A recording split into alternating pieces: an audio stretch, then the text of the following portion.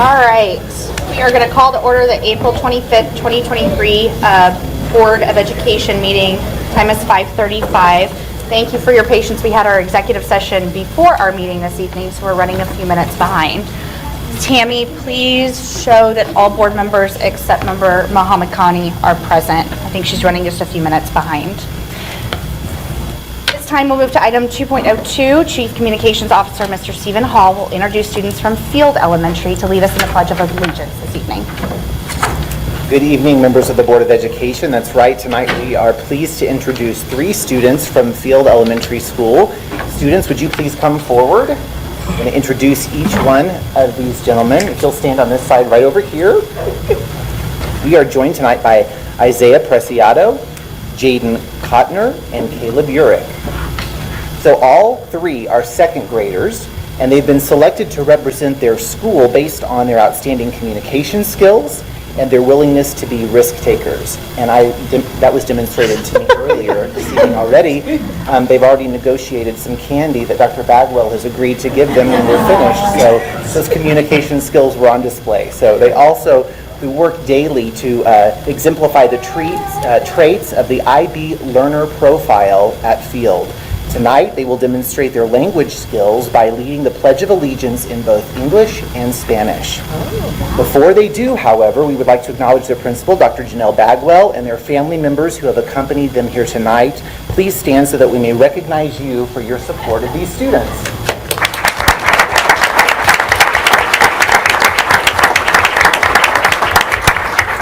And so now we invite all those who are able to stand and join us as Isaiah, Jaden, and Caleb lead the Pledge of Allegiance. First, they will say the pledge in English, and then they will follow by reciting it in Spanish. Whenever you're ready, gentlemen. I pledge allegiance to the flag of the United States of America and to the republic for which it stands, one nation, under God, indivisible, with liberty and justice for all.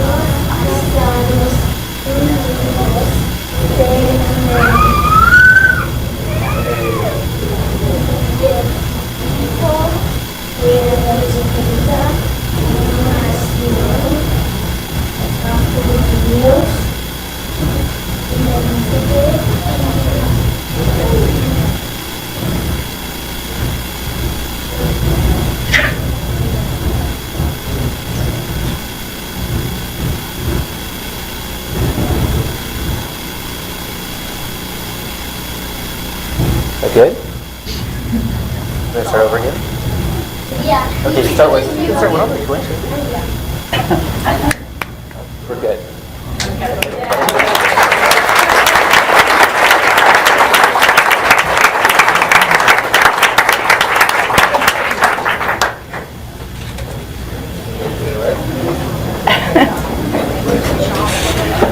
I'm going to take your picture right over here, okay?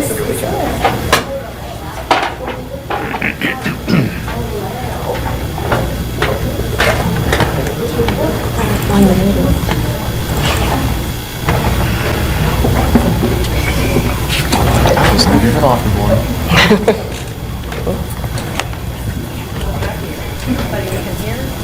Right here.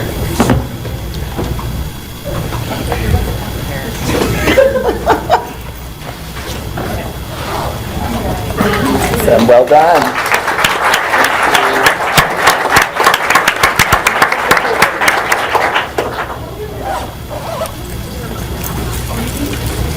Next, for honoring excellence, we'll be recognizing School Library Month. So each April, school districts across the country celebrate School Library Month, and they plan activities that create an awareness of the important role school libraries play in learning and student growth and development. Tonight, we have several recognitions that are a part of that effort. First, we would like to announce the winners of the 2023 SPS Bookmark Design Contest. So we have individuals that will be coming in from the hallway as we call them. Students, please come forward as we call your names. Let's start with Ariana Wyatt and Dharma Chapman.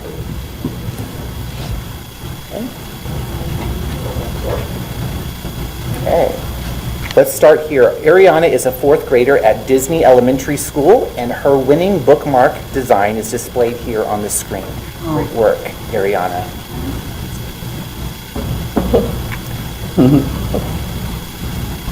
Dharma is an 8th grader at Jarrett Middle School. You can see her winning bookmark design here. Do we have that backward? We do, don't we? This was Ariana's here, and then we have Dharma's here. Congratulations to you both. And finally, we have the bookmark design created by Veronica Babcock, who's a senior at Parkview High School. Veronica is unable to be with us tonight. Please join us in congratulating these students.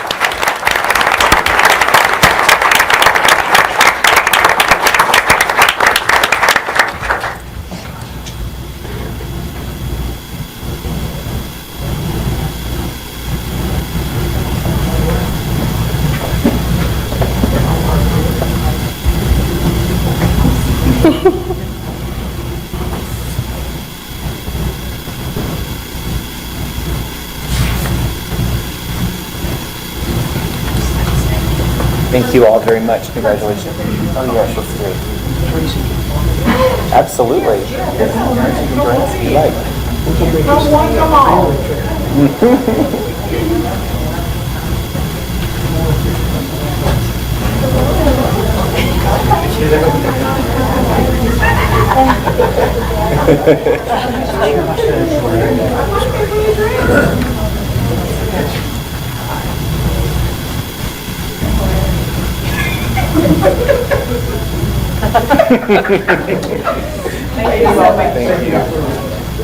Did your family come? Oh, yeah. All right, bring it on, bring it on. Brother Elliot, would you like to join us? Oh, so when you use this camera, take this. Do we normally get this? Because I can see it last time.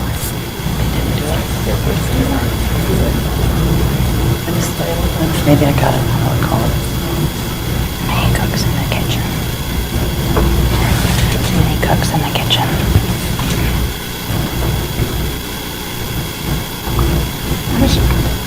I know, there's just a lot of people up there.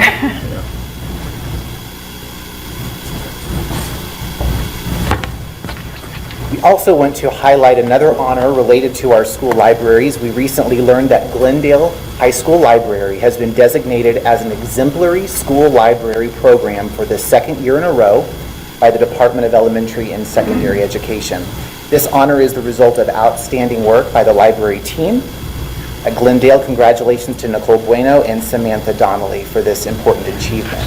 And finally, we introduce Angela Castile and Mickey Kittleman, our coordinators of library services, who will make some additional presentations related to School Library Month. Angela and Mickey.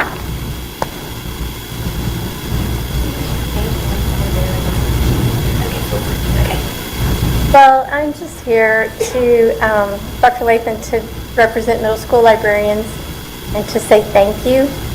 We appreciate your support and your encouragement. And so we have a book for you, and it represents our story, and we just want you to have it and share it.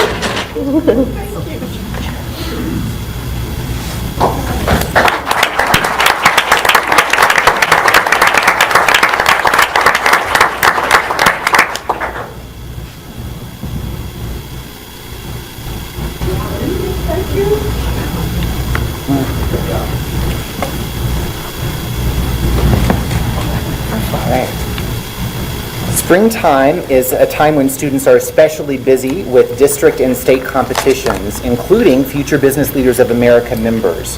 During district FBLA competitions among our 5 high schools, nearly 30 students or teams earned first place in events including public speaking, website design, e-business, and healthcare administration.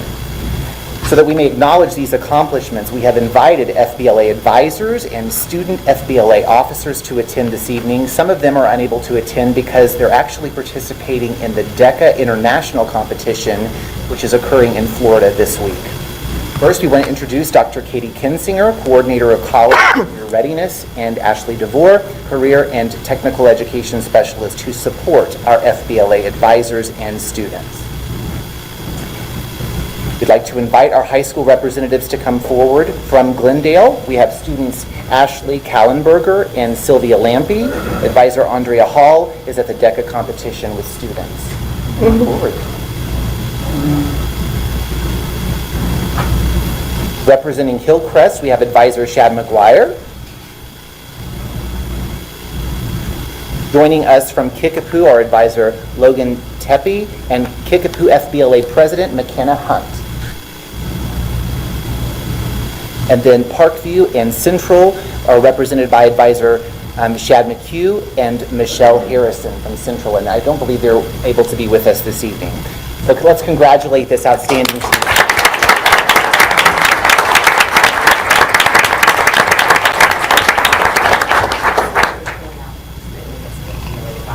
Yes, Dr. Lathan, this is especially dear to her heart because you are a former FBLA advisor, is that correct? Yes. That's great. So let's get everybody together. Let's have a photo here.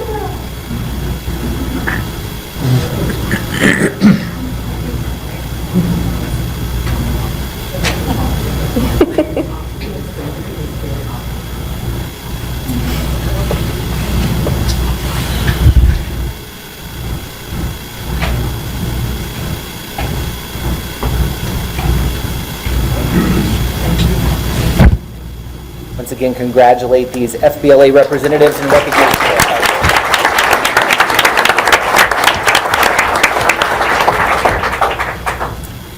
It is now our privilege to present to you the 2023-24 Teacher of the Year finalists and finalists. So please come forward as we call your name. We have Mr. Robin Davidson, Mr. Josh Cantrell, Ms. Rachel Hoeing, Ms. Tiffany Lynch, and Mr. Sam Shelton.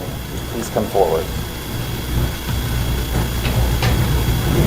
Last week, the Foundation for Springfield Public Schools hosted the annual Celebrate SPS banquet. This is always a wonderful event. We appreciate the efforts of Natalie Murdoch and Tina Pham and the Foundation for Springfield Public Schools staff and volunteers for their work to honor Team SPS. During the event, Mr. Robin Davidson was named the 2023-24 Teacher of the Year.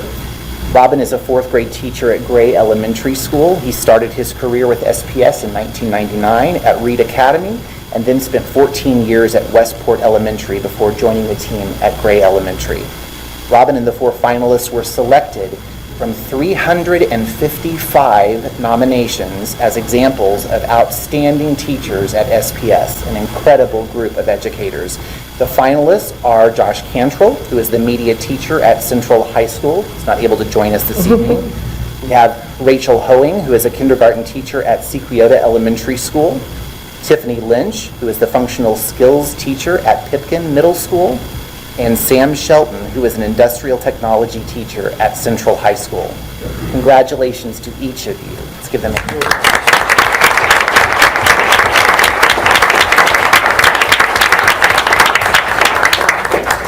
Mr. Davidson, as our Teacher of the Year, would you want to share a few words with our Board of Education? Sure. Dr. Lathan and members of the board and other administrators here for Springfield Public Schools, I just want to tell you this has been a kind of a whirlwind week. It was much bigger, much more exciting than I ever thought it would be, and it's culminating in this moment, getting this chance to be honored by you. I can tell you that it is truly gratifying. The only thing that has topped that is that I have been able to get all kinds of messages over Facebook and other venues from kids that I taught 20 and 22 and 24 years ago, and having them express their congratulations and their affections, and that has been gratifying in a way that I can't even express. But I do want to tell you that I've had the chance to ask around about all the finalists, and the finalists, you had a great batch of finalists, all very worthy as I am. I don't know how the choice is made, but wonderful candidates, and I just want to thank you for this opportunity. I want to tell you that I'm committed to finishing out my time as an educator here in Springfield. and that this is a kind of a nice swan song, but I commit myself right in front of you to be a teacher that provides a place each year, builds a place where the students find a foundation of belonging and a roof of high expectation and purpose. And then between there, we work to build rooms of academic excellence and rigor, those kind of things. But I promise you that I will hold that commitment to the very end of my time here at Springfield, and I hope that to end that time as a teacher, that it kind of comes here with this district. I thank you very much for inviting me here and the other finalists here. We thank you very much. Thank you. Thank you.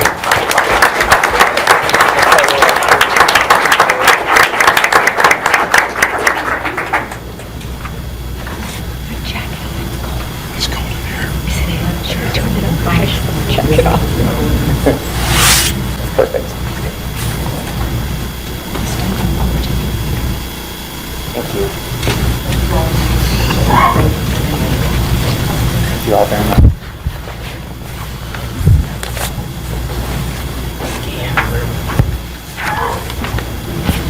On April 4th, our community demonstrated its overwhelming support of our students and our schools by approving Proposition S, which will invest $220 million in school improvements.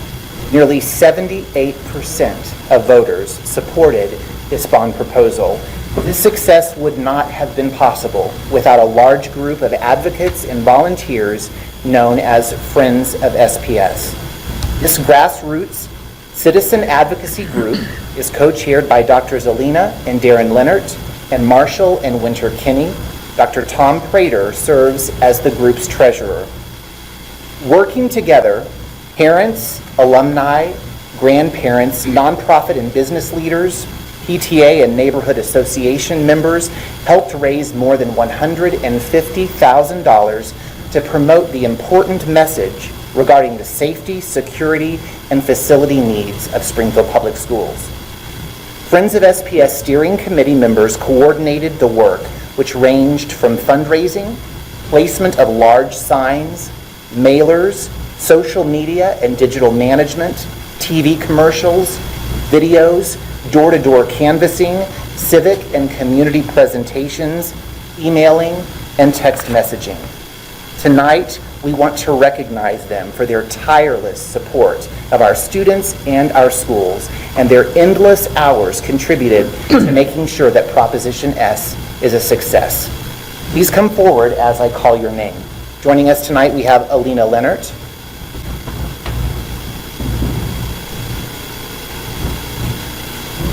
Marshall Kinney, Tom Prater, Jeff Johnson, Brad Irwin, Logan Aguirre, Becky Volz, David Hall,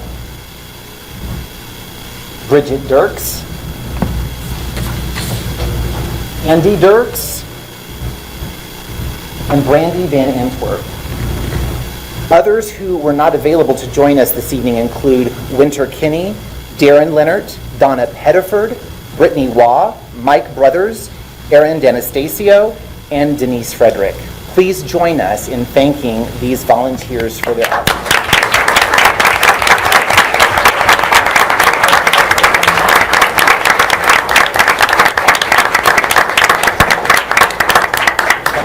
Yes. Thank you. Go to the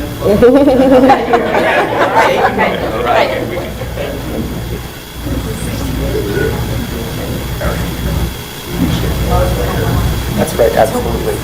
And then a little bit, let's make a front, we just have a front row here. Can you step forward just a little bit? Here we go. Good to see you again. Wow.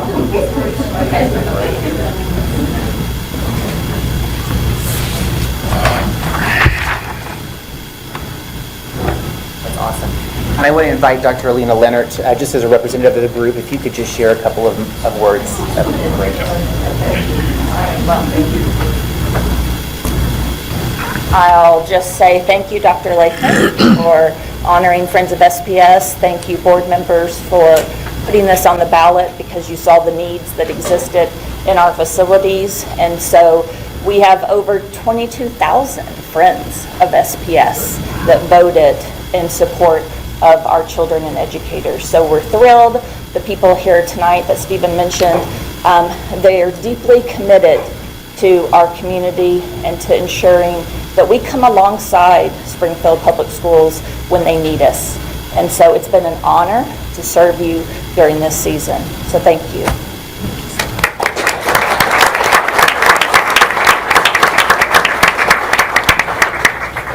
Tonight, we conclude our Honoring Excellence recognition by highlighting the story of an SPS teacher who makes a positive impact on students every day. This month's Your Story is Our Story focuses on a 5th grade teacher at Sequiota Elementary School whose influence on students prompted a parent to write a letter to the superintendent. The letter stated in part, Mrs. Duncan leads her class with an energy and enthusiasm that is contagious. She uses her charismatic approach to learning to draw her students into instruction, and then she holds their attention with lively discussion and creative projects. She listens with her heart, and her students feel the obvious love and affection she has for each of them. Let's watch this video to find out more about Mrs. Duncan.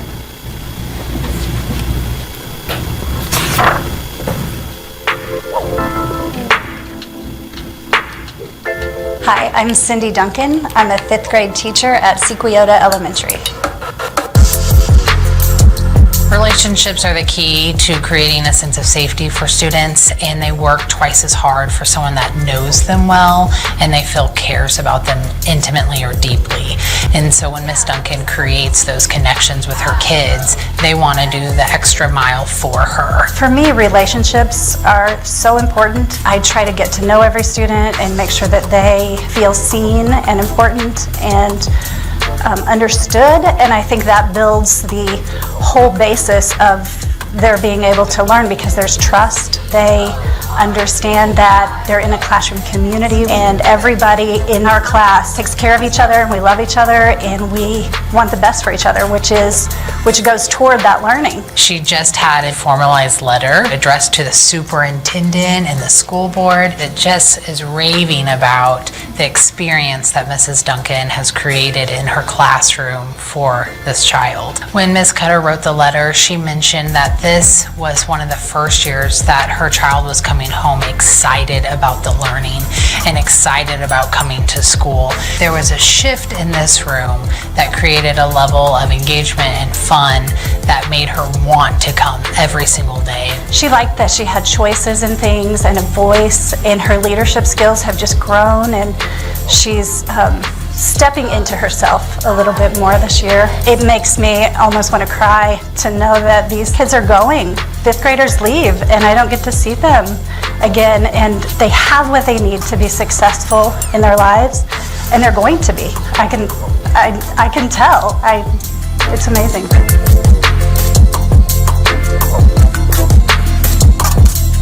Mrs. Duncan, would you please come forward?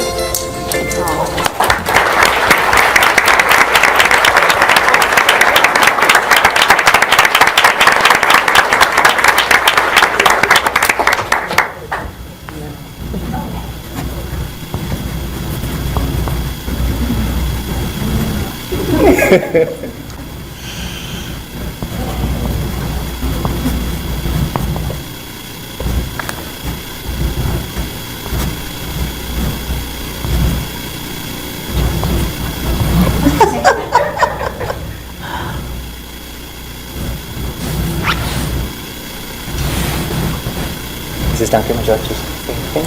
You're welcome to.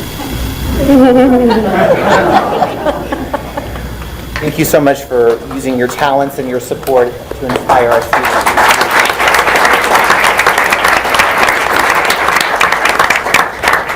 And that concludes Honoring Excellence for this evening. Thank you all very much. Thank you, Stephen.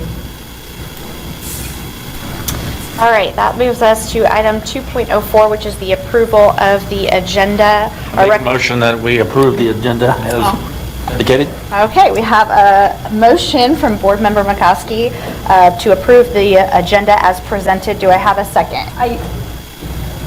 At what point do we separate? We got it. Yep. Got it? Whenever we get to the consent agenda. Okay, so it doesn't have to be done at this point? Correct. Am I too fast? Nope, you're fine. So we've got a motion on the table to approve the agenda as presented. Do I have a second? Second. Second from Board Member Thomas Tate. At this time, let's vote.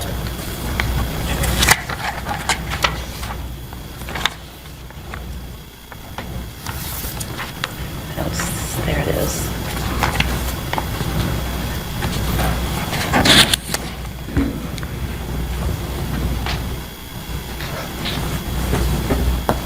The motion to approve the agenda as presented passes 7-0. This time we'll move to item 3.01, public comments. The Board of Education welcomes comments about issues being discussed. The board uses this time in our meeting to listen to the public, but will not engage or comment with the public during this meeting. The board allows for up to 10 speakers per public comment period. I will call on individuals in the order in which they signed up. Substitutions are not permitted. Each speaker will be limited to 3 minutes and will be timed by the board secretary, which will also appear on these screens to either side of us. Comments must be acceptable for a business and family-friendly environment. Inappropriate language, gestures, or personal attacks will not be tolerated. It's inappropriate to address the board about individual students or individual staff members by name in open meeting. If you have concerns about these individuals, these concerns should be addressed through the appropriate administrative supervisors, either in the school or the district office. If you have materials that you want to share with the board, please place them on the tray, on the podium, and they'll be distributed to the board members after the meeting. At this time, our first public commenter is Ms. Laura Mullins.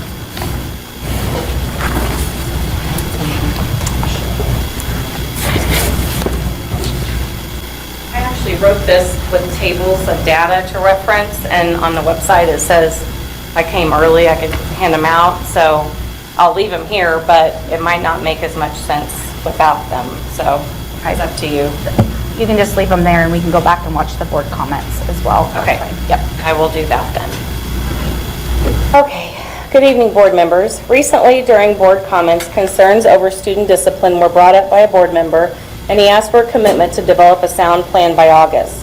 However, another board member responded that this work should not be rushed and was not supportive of putting a deadline on it.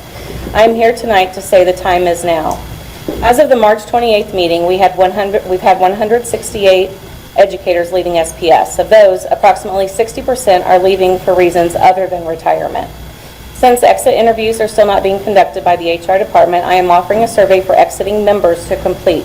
Of these respondents, over 50% referenced student discipline. Because of this, I offered an opportunity for feedback on student discipline to the entire membership, and the results were alarming. First, to determine if student behaviors were indeed a growing problem, I asked how behaviors this year compared to previous years. 90% of survey respondents stated behaviors continue to become increasingly worse. Additionally, 100% of respondents report that student behaviors cause some level of disruption in the learning environment, with 69% of those stating student behaviors cause disruptions multiple times throughout each day. While the number of disruptions may vary, one thing is consistent. 100% of respondents feel the level of student instruction is taking a direct hit. I have included the responses of those wishing to elaborate in Table 1. In order to assess the effectiveness of our current process, I focused some questions on how discipline was handled and found despite new expectations, we still have many inconsistencies occurring throughout SPS. This year, employees were instructed to utilize eSchool to submit discipline referrals and document incidents to promote transparency and better communication and follow-up. Only 70% reported this as being utilized as directed. 83% report they are either directly told they cannot write a referral or it is implied. See Table 2 for more information. Although 76% report utilizing the student code of conduct when making the decision to refer a student, only 19% can say they feel that the code of conduct is followed properly by administrators. Concerns about the code of conduct are shared in Table 3. While the technical side of our process clearly needs improvement, the real issue lies with the health and safety issues that occur because of its faults. 96% of respondents feel the student's safety is at risk due to improperly handled student behaviors. Of staff, 97% of respondents indicate they had some level of concern regarding their own safety while at work, and over half reported being physically assaulted. See Table 5 for examples. Finally, the most heartbreaking of it all is the effects on the mental health of our employees. 98% of respondents indicated they are experiencing a strain on their mental health. Those willing to share those impacts are listed on Table 6. SPS cannot continue to risk the safety and health of students and employees. You must prioritize improving our processes and procedures now. I fear what may happen if you don't. Thank you, Laura. Our next speaker is Michael Hasty.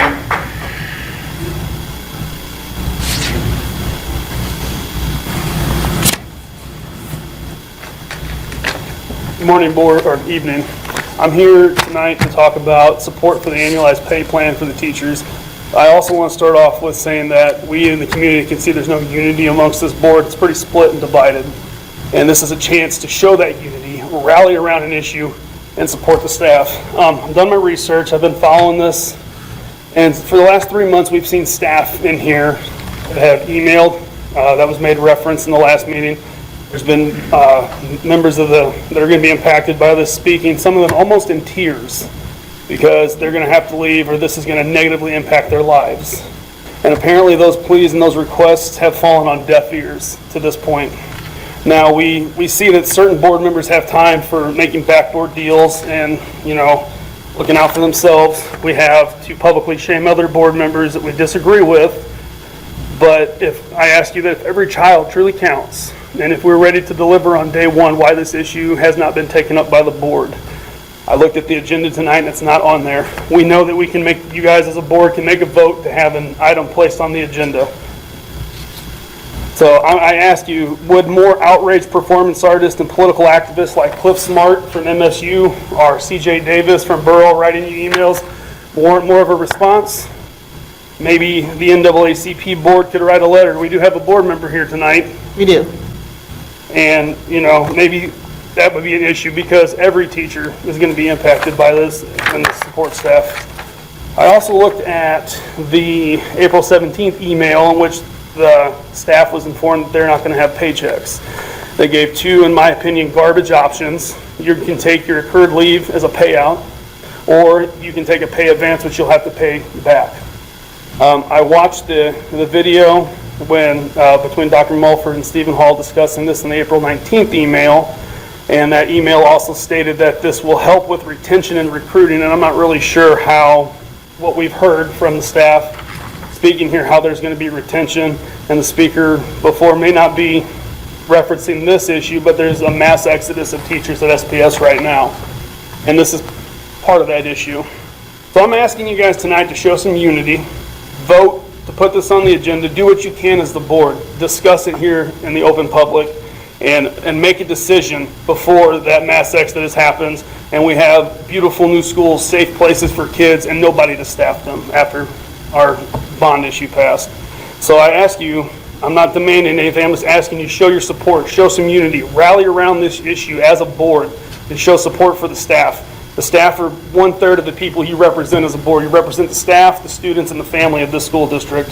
So will you be the board that rallies and shows unity amongst the division that we all see? Or will you be the board that chooses division and lets the ship sink and watch all these teachers leave? So balls in your court, guys. Thank you, Michael. Our next speaker is Mary Griffith.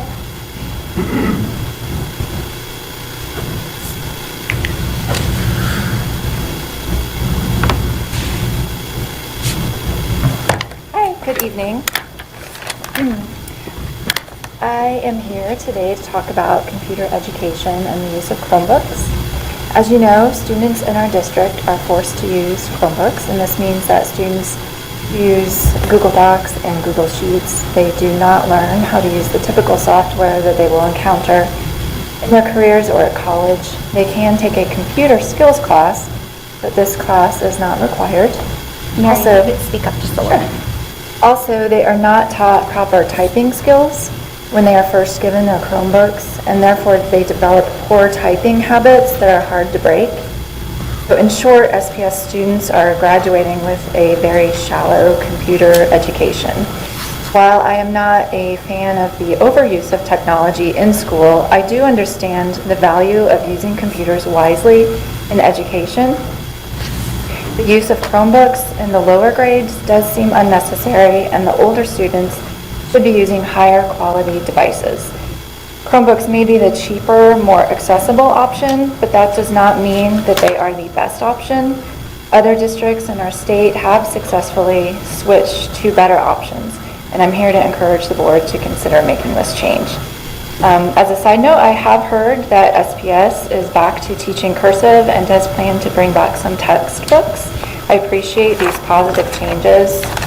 Our family has 2 kids currently in Springfield Public Schools and one who just graduated last year.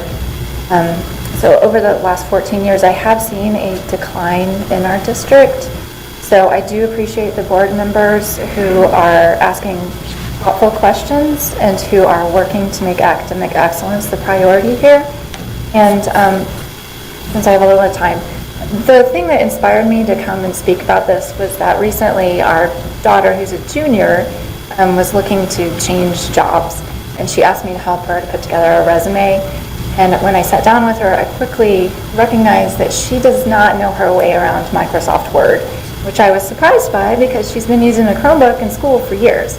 I did not know that she was not being taught basic computer skills, including typing. I should mention that again. So I asked our older daughter, who just graduated from SPS last year, her thoughts on Chromebooks and computer education. And she wrote back and said, I think Chromebooks did help me to learn how to use online learning platforms and how to be comfortable using technology in school. I just wish that they had focused more on skills like how to use Excel and Word, how to type, and how to use technology to enhance pen and paper instead of replacing pen and paper. So I hope that you address this issue for the benefit of future SPS graduates. Thank you. Thank you, Mary. Our next speaker is Jenny Norton.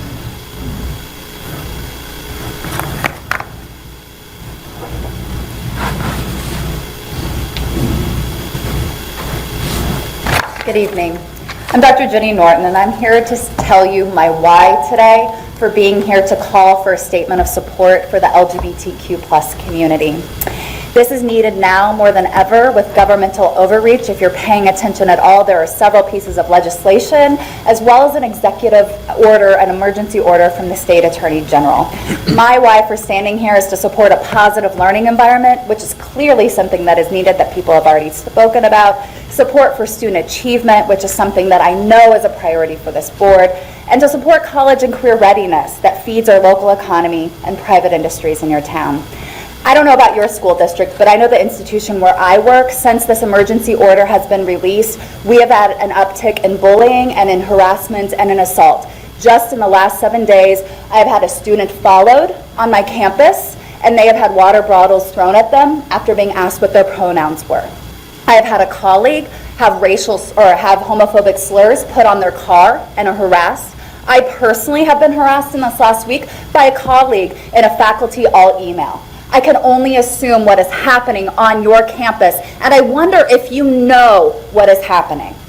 And so I am here to talk about that today.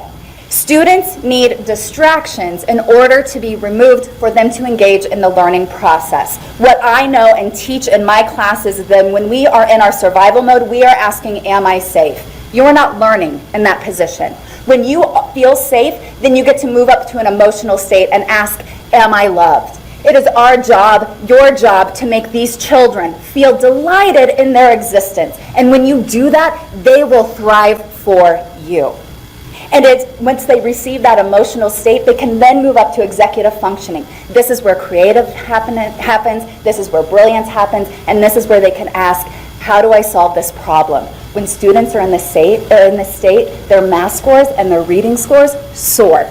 Don't you want that? So what I'm asking you is, as an institution, you've taken away the individual right for teachers to support their students, so you're risk shifting down to the individual level, and yet simultaneously you're refusing to provide a statement of support. There's no integrity in that. You either need to release the individual freedom for teachers to be able to do that, or you personally, as a board, need to be releasing a statement of support saying that you stand with the support of all students. What I want to talk to you about is this supports private industry. I don't know if you've heard about what's going on with Bud Light, but they are thriving right now. I need you to know that this happened a few years ago with Keurig, and last year, after they were called out in the Me Too movement, they have seen a $8.3 million surge in 2022. This has also happened for United Airlines, Nike, Disney, Amazon, Kellogg, and NFL. So I guess I'm just asking you, when are you going to support the community? Thank you so much. Thank you, Jenny. Our next speaker is Erica Rosenbaum.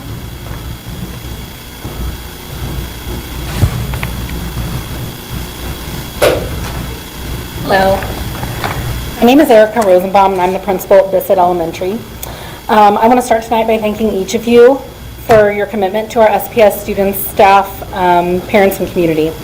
I'm here tonight to share some additional perspectives and insights concerning the request of one-to-one touchscreen Chromebooks for kindergarten. Before I share some of these insights, I do want to give you a little bit of background about myself that is pertinent to the conversation. For 4 years, my educational background, so for 4 years I taught kindergarten at York Elementary. For 3 years I was a blended learning specialist in the district. For 1 year I was an a learning specialist, which is a district instructional coach. And for the past 3 years I've been principal at Bissett. So each of these roles have given me a unique insight into this request. This year I also served on the technology committee that has recommended this change. Now that you know a little bit about myself and my background, I would like to share some perspectives that I hope you will consider when thinking of the one-to-one touchscreen Chromebook request. First of all, many of our youngest learners see iPads as toys instead of learning tools. They play with them at home and then they come to school and they see them as a toy to play games on rather than a learning tool. It is important that we as educators set that expectation from the beginning for students that Chromebooks are tools for learning. After all, setting up a successful learning environment is all about setting clear expectations. Secondly, Chromebooks are easier to monitor than iPads with the use of GoGuardian and the larger screens so that teachers can easily see what students are doing on their devices. Currently with the iPads, a lot of times students will hold them in their laps. Teachers can't easily see them. We also do not have anything to monitor what the students are on their iPads. Chromebooks are utilized 1st through 5th grade in the elementary setting. The transition from kindergarten to 1st grade is a difficult transition as expectations and rigor increase for students. So adding the need to learn how to log into Chromebooks to access district assessments and instructional resources in 1st grade adds unneeded obstacles for both teachers and students. All district assessments are given online. This is not just a practice in SPS, but in schools across the country. Kindergarten students get onto Chromebooks 3 times a year to take these assessments. If students are unfamiliar with the tool they are using to take an assessment, this affects the outcome of these assessments, as well as adds undue stress to our youngest learners. With the unfamiliarity of this tool also comes inconsistencies in our data for kindergarten students. We utilize this data from Galileo to make instructional decisions to see which standards we need to reteach or revisit, and if that data is not accurate, we cannot accurately do that. So I'd like to kind of make an analogy here. If a professional baseball player does not practices with an aluminum bat and then uses a wooden bat in the big game, that wouldn't make sense. So the same rings true when we're thinking about the tools we equip our students with. The type of tool matters. Kindergarten students do get practice throughout the year utilizing the Chromebooks, but it's only 1 hour a week in instructional technology. So it's not regular enough for them to feel comfortable in logging in. Oh, I'm out of time. Thank you. So I've left my comments there as well. Thank you. Thank you, Erica. Our next speaker is Stephanie Spruill.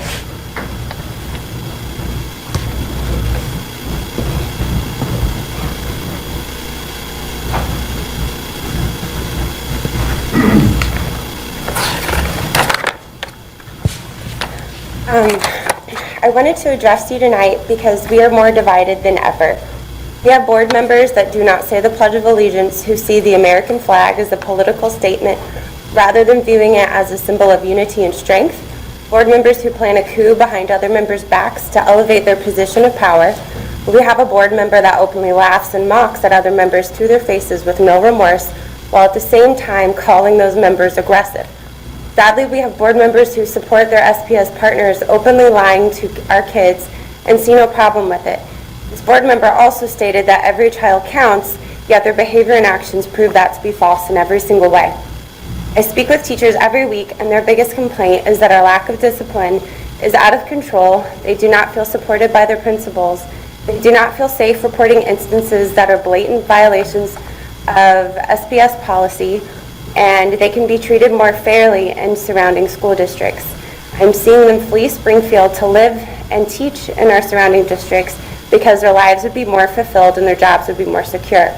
We're the largest school district in Missouri, and we're losing teachers in a mass exodus, and now the backbone of our school system, which is our paras, are being forced out due to the change in annualized pay. I've witnessed firsthand how hard these amazing people work, and they do it with the most generous of hearts, but we're about to kick them out of our district due to crippling them with their pay fluctuation, making it impossible for some of the best paras in the city. Making it impossible for them to continue on with their current standard of living. Sherwood has been blessed with some of the best paras in the city, and our school desperately needs them around because otherwise our classrooms could not function. I beg you to take a look and see if there's a way to, at least at the very minimum, grandfather in the current pay system for our paras because we love them, we need them, and we could not function without them. I also ask that the board find ways to move forward this year with unity, kindness, respect, and behaving as if every child, every board member, and every employee counts. It's time to start setting an example that the rest of the state can be proud of, and we are seen as the leaders. Thank you. Thank you, Stephanie. Our next speaker is Kaylee Brewer.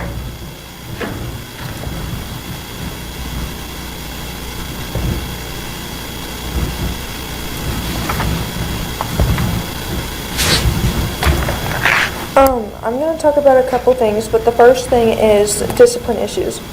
There are kids in my school, and I'm sure many others, that can get away with basically everything.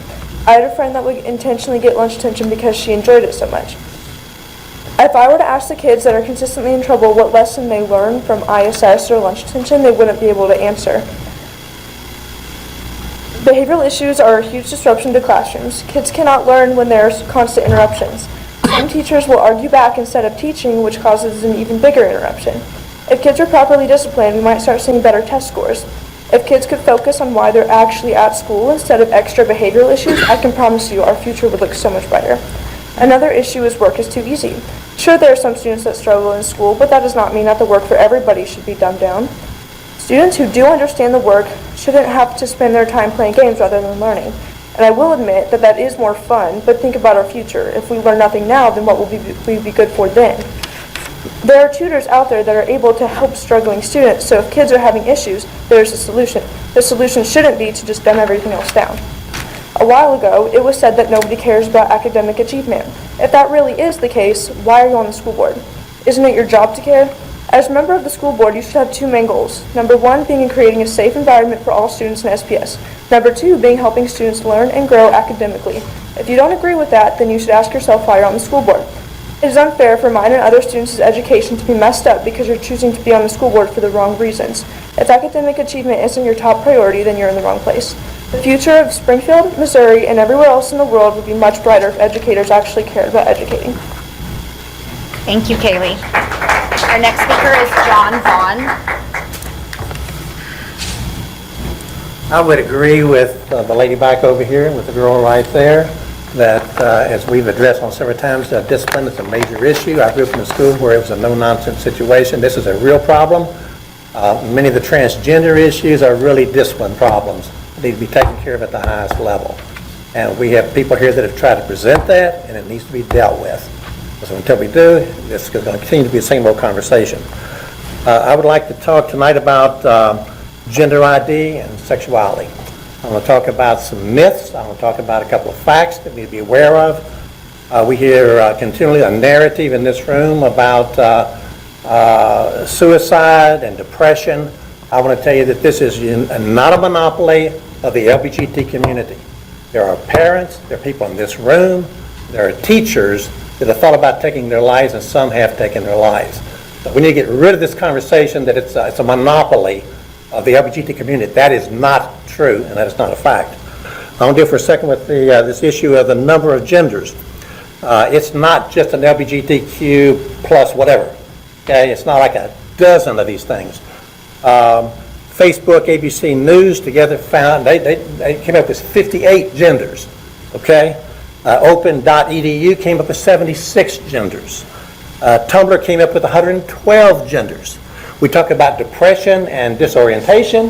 Hey, am I talking to anybody that's alive, you know? This is a serious issue. How far down this rabbit hole do we want to go? Because this last week in Wisconsin, you heard about 18-year-old guy walks into a shower room with 4 girls with their swimsuits and just came out of swimming, and he derobes and says, okay, I'm trans. You know, this is not acceptable. And so we just leave it at that. I want to talk for a second about cells. This whole thing about sexuality has to do with cells in a big sense. In our body, the smallest cell in our body is a sperm. The largest cell in the body is an ovum. Okay, we'll start there. There are 10 trillion other cells in our body, and they all have the same DNA. All of them. From the day you're born to the day you die, you're marked. Your body knows what you are. And you can put on a dress or you can do whatever you want to, but that's not going to change your DNA. Okay? The top genome center in Israel said that there's only about a 1.5% difference between a man and a woman. Okay? Only 1.5. But that translates into 6,500 plus differences between a man and a woman. Okay? So you can flood your brain all you want to with the hormones. And you can change your lifestyle all you want to. But that's not going to change your DNA from the day you're born to the day you die. One of the top... John, your time is elapsed. Thank you. Thank you. Our next speaker is Sarah Kelly. There'll be another day. We'll look forward to it. All right, thank you, John. Our next speaker is Sarah Kelly.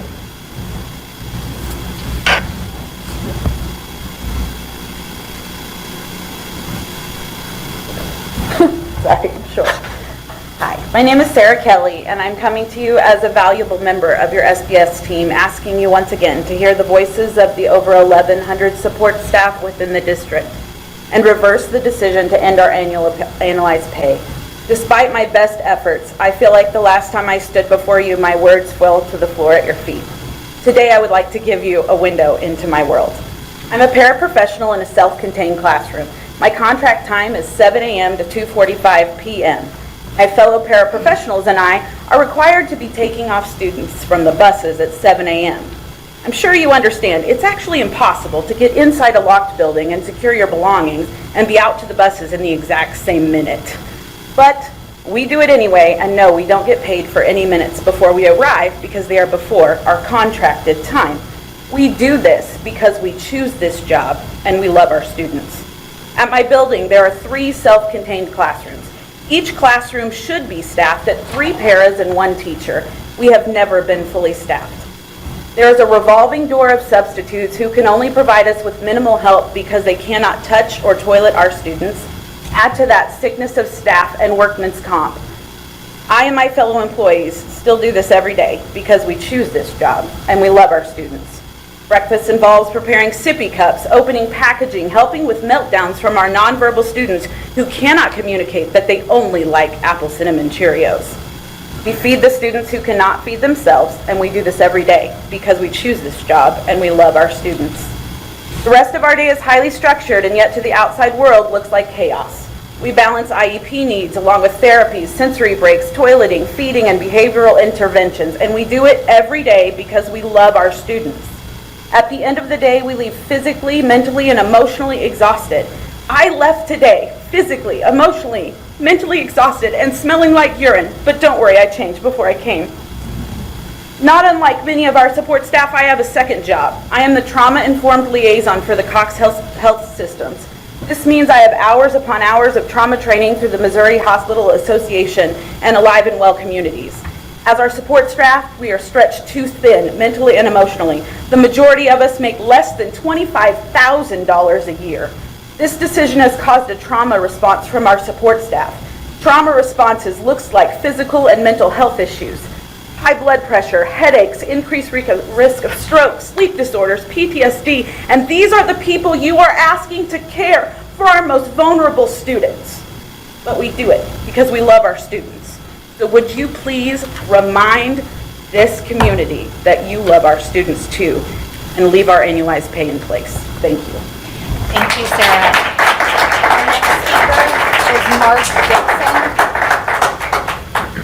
Our next speaker is Mark Dixon.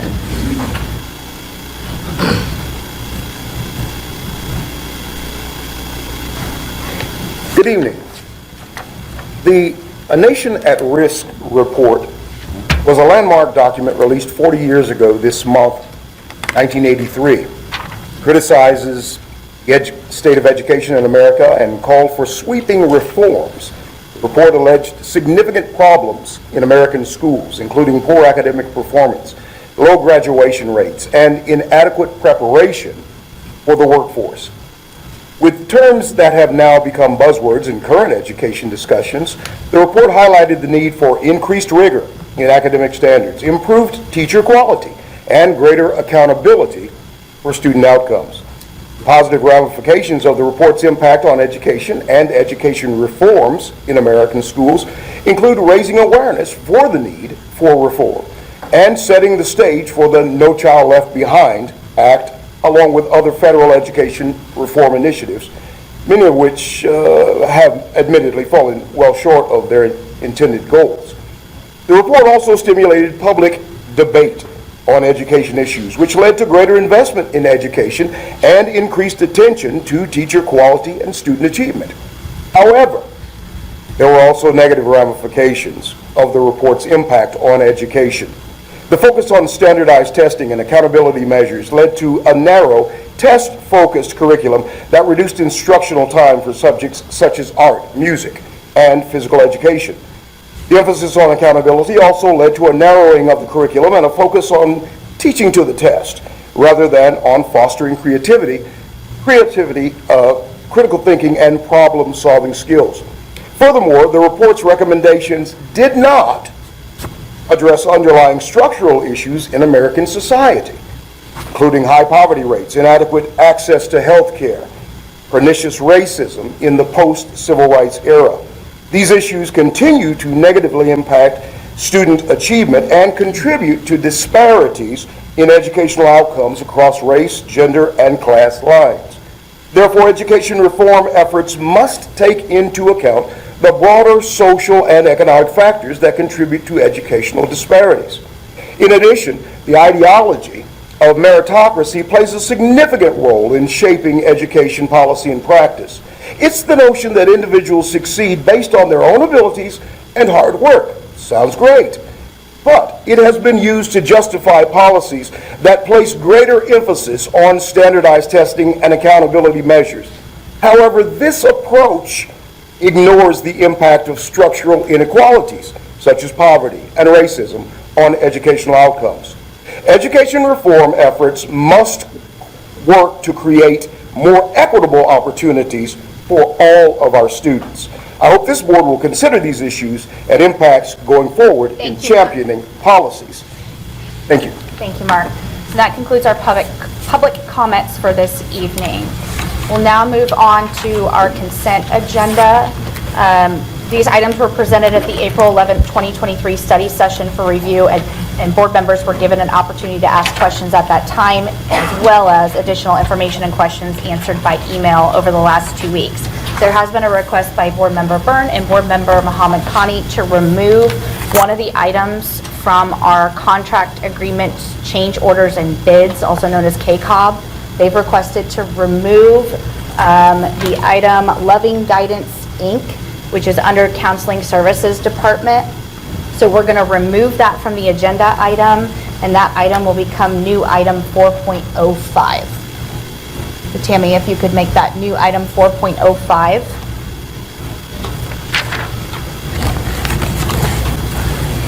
At this time, I will entertain a motion to approve consent agenda items 4.01 through 4.04. So moved. Moved by Member Thomas Tate. Do I have a second? Second. Second from Member Kreis. This time there is a motion and a second to approve consent agenda items 4.01 through 4.04, and we will vote.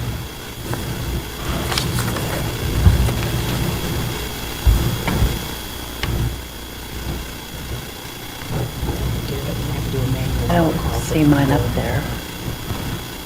Where am I missing it? It takes Is it not a little bit of time. There you go. There you go. Mine came up.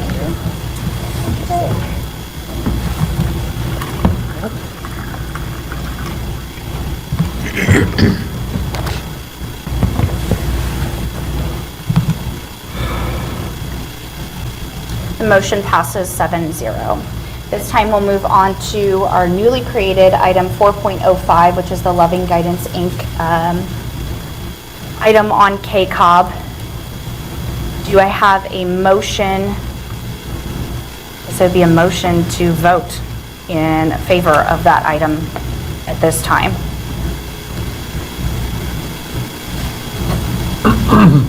Do I have a motion to bring it to the floor for discussion? I'll make that motion. Thank you, Member Byrne. Do I have a second? I'll second that. Thank you, Member McCoskey. This time, 4.05 Loving Guidance is up for discussion. Can I ask one quick question first? I honestly should have asked this sooner and I didn't think to. I apologize for that. But I noticed on here that this item says funded by Title Esser and the DAR Foundation. Do you have any idea, so I assume that's a donation from the DAR Foundation. Do you have any idea how much of that $155,000 is? Not offhand, but I mean, we can get it back. I don't have it. I should have asked sooner, I'm sorry. Okay. I would be interested to know that, but I'll make my other comments. My other comments, and the reason I asked to pull this off of the consent agenda is because there was something similar on a recent KCOB for a similar item that I think had to also do with conscious discipline, and I think that amount was for something like $25,000. And at the time, I thought about doing this for the same reason, and it was a far less amount. I ended up not doing that. So now here I am again seeing this, and my issue with it, and the reason I'm going to vote no on it, isn't because I necessarily want to shoot down this particular item. Is that I'd like to continue the push as a board that we expedite our plan or what we're going to do for behavior and discipline. And this relates to that. And this very well may be something that becomes a part of that plan. I just don't have a feeling for what the plan is. And until I have a feeling for that, I don't want to keep trickling through 25,000 here and 150,000 there on things that I don't know where we're going with it. So I guess my request is I hope we can unify and request an expedited sort of presentation and plan on how we're going to address discipline and behavior, as we've kind of heard from some of our speakers tonight as well, and something that I've mentioned several times in the past. Thank you. Are there any other comments from board members at this time? Member Mahamakani.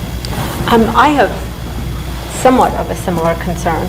So in the past, because I don't quite understand conscious discipline beyond what I see on the internet, asked to be a part of that training. And I know that I was told that the staff and the district felt uncomfortable with that, and I certainly respect that, and I can understand that. But I feel like my role as a board member is, I trust the district, and this is the direction they want to go. But I feel like as a board member, I have to be able to have a method of being able to monitor the progress of said methods. What's working, what's not working. That's my role as a board member. This came up previously, and I've asked a lot of questions about PBIS, and I thank you, Dr. Lathan, for always answering my questions. I've always asked about conscious discipline, PBIS, and anything that's discipline related, and my questions have always been answered. But what I'm getting at is I don't have this general understanding of how these moving pieces fit into under the umbrella of discipline. And I wanted to ask if we can have a presentation so that I can understand how the pieces of the puzzle fit, and what are the benchmarks, what are the parameters that we're looking to hit with all these investments. I mean, we all recognize that discipline is an issue, but I'm struggling as a board member in continuing down this path of investing in various, for example, the PBIS with our contract with Missouri State University, we're in year 3 or 4, I don't recall, but it sounded really good. But here we are years down the road, and I don't know how to monitor it. And so would it be possible, I trust that the district is, knows how this all comes together. I just don't understand it. And would it be possible for us to get a presentation that puts it together and gives us the short term and then the long range plan and how we're going to, along the way, be able to follow that progress?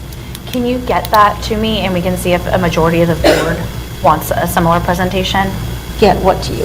What I just said? Yeah, proposal of what type of presentation it would be. Sure. Could we table this? Well, table the contract, you mean? Yes. If you wanted to make a motion, and then we could do a second discussion and vote, that would be fine, if there's enough votes to table that. But as far as just a general presentation, if you can get me that proposal. I would like to make a motion to table it pending the presentation. Okay, there's been a motion to table the Loving Guidance, is it an actual contract? Okay, the Loving Guidance contract. Do I have a second? I'll second that. We have a second from Member McCoskey. Any discussion on tabling the Loving Guidance contract? What's the downside to doing that? We can't move forward without board approval for us to implement the training. Understand. Go ahead. Dr. Lathan, could you address the components of the program and why it's on here? And It is an initiative that started several years ago in the district, and we have, each year, additional schools are added on. And so it's all based on funding of phase 1 schools, phase 2, I think we're in phase 3 now. And so that was the recommendation. As it relates to the agenda item, if it is tabled, we will not move forward until the board approves for this next phase of schools to be implemented. I have a question. How many staff, teachers, et cetera, would participate in a $155,000 contract? 200. Any other? I have another question. Well, Go ahead. I'm sorry. No, go ahead. You first. If we do table it, in terms of, I assume this contract is for next year, or is this training happening next month? Training starts July. Would we not be able to participate if we table it to the May meeting? I don't know the details of what. I guess it's a follow-up to Ms. Bruner's question on. We'll have to find out what's the implications of it not being approved, as far as processing, what happens. To table it? Yes. I meant. Yeah, no, I understand what you're saying, but I'm just saying, what are the repercussions of it not passing tonight or tabled to May and being delayed by a month? That's all. I don't have an answer.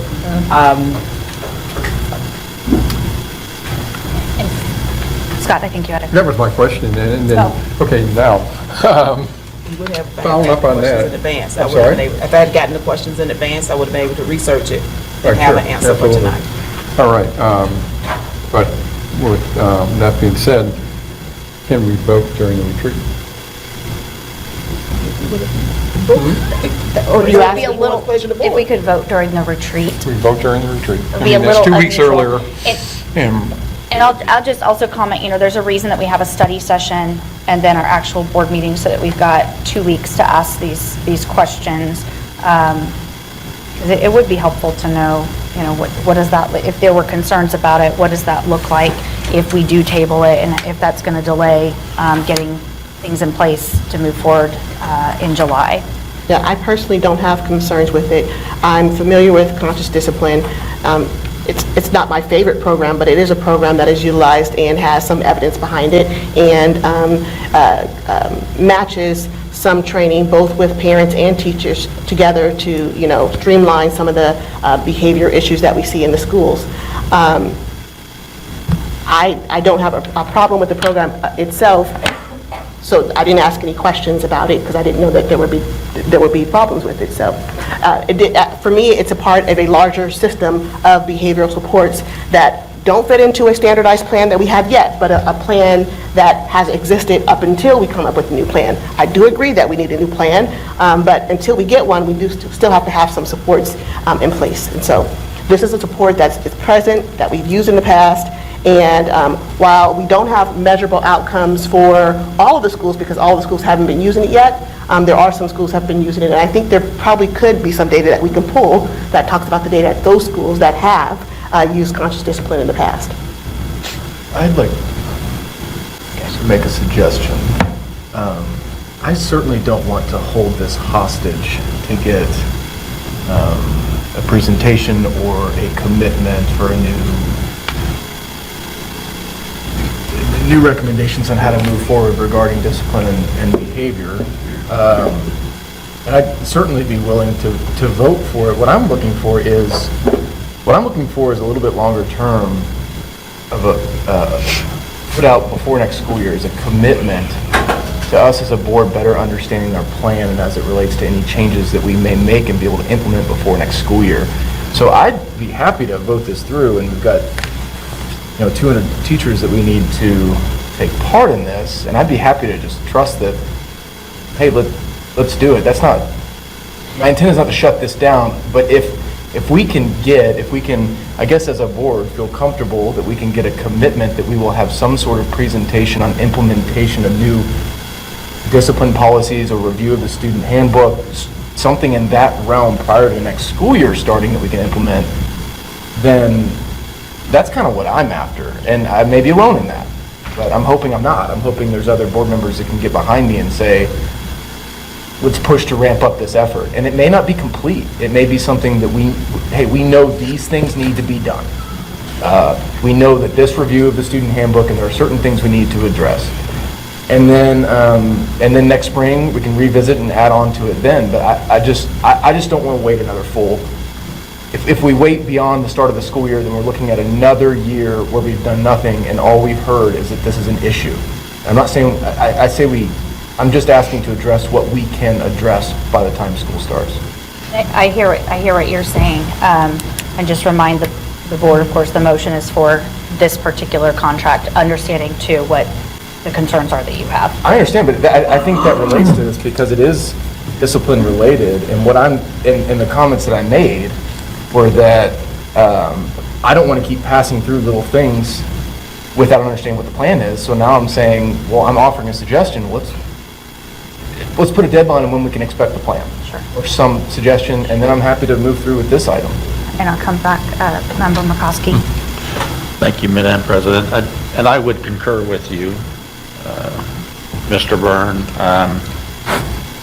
As I recall or recollect, I think we unified it in a sense where it would be nice to have like a monthly report regarding disciplinary infractions by schools that would help us begin to identify areas of concern, and then we can have units of measurement as we see something like social emotional learning, how it is that we're progressing through the system to allow us to identify where maybe some of the major infractions might be, what those infractions are specifically, they're defined, and how it is that we can actually improve upon that. So I remember bringing that up at one time before, and I don't know where we're at that at this point.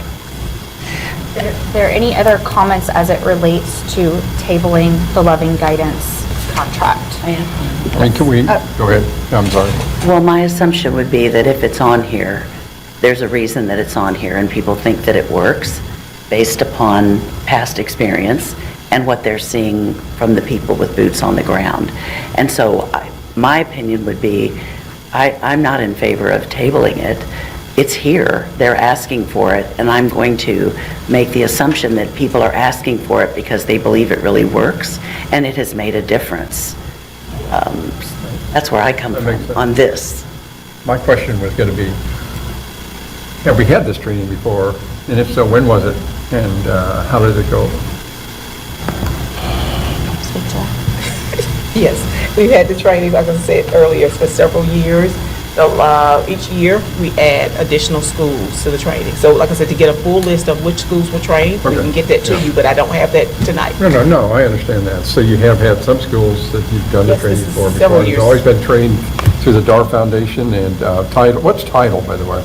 Title funds, Title I dollars. Title, it just says Title I, Title. Title II, Title funds, those federal dollars that we Federal receive. dollars from Title I, Title II, okay. And that's, okay. Is there any further discussion on tabling the Loving Guidance contract? Yes.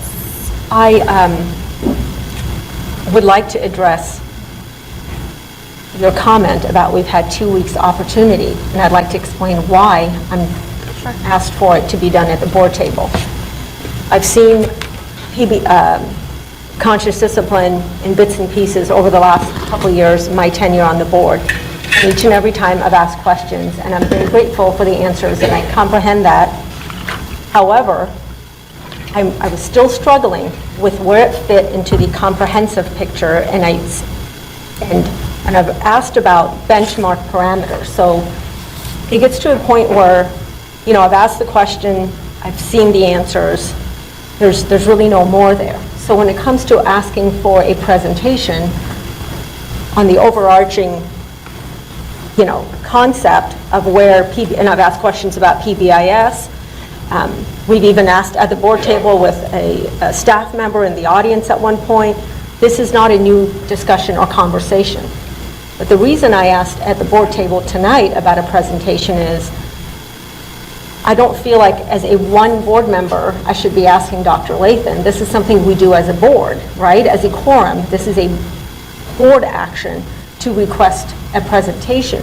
I also don't want to be calling board members and asking them, hey, are you going to ask for a presentation? I feel like this is the table where it should happen. I'm most comfortable being transparent in that way, and that not having conversations with other individuals. Maybe if somebody's interested in that, but I don't want to be calling board member after board member. I feel like this is the most efficient and, in my mind, the proper way to do it. However, if we want to alter, you know, do it differently, I'm happy to do that in the future. And like I said, if you can email me what that presentation would look like, I'm not opposed. But I just wanted to explain why, you know, what my thinking was. Any other board comments as it relates to tabling the Loving Guidance contract? Seeing none, we're going to vote. A vote in favor would table the contract. A vote opposed would move it back to whether or not we're going to approve the contract this evening. So starting Say that with one more time. a vote in favor would table the contract. A vote opposed would move us back to the voting on the actual contract, to approve the contract or not approve the contract. So, Board Member Byrne.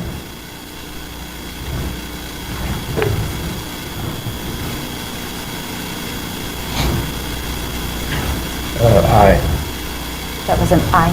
Yep. Board Member Thomas Tate. I want to make sure I get the language right again because I forgot, but I am not in favor of tabling. Okay, so that's a nay. Board Member Muhammad Khani. Yes. Board Member Kreis. Nay. That was a nay. Board Member McCoskey. Aye. Board Member Bruner. No. Nay. And chair votes no. Motion fails 4-3. We're not going to table the contract. That moves us back to voting on the contract. Is there any more discussion on whether or not to approve the Loving Guidance contract? Seeing none, we will vote. Does that need to be roll call as well? Okay, so this is newly created item 4.05, the Loving Guidance contract. A vote in favor would approve the contract. A vote opposed would not approve the contract. So Board Member Byrne. No. Board Member Thomas Tate. Aye. Board Member Muhammad Khani.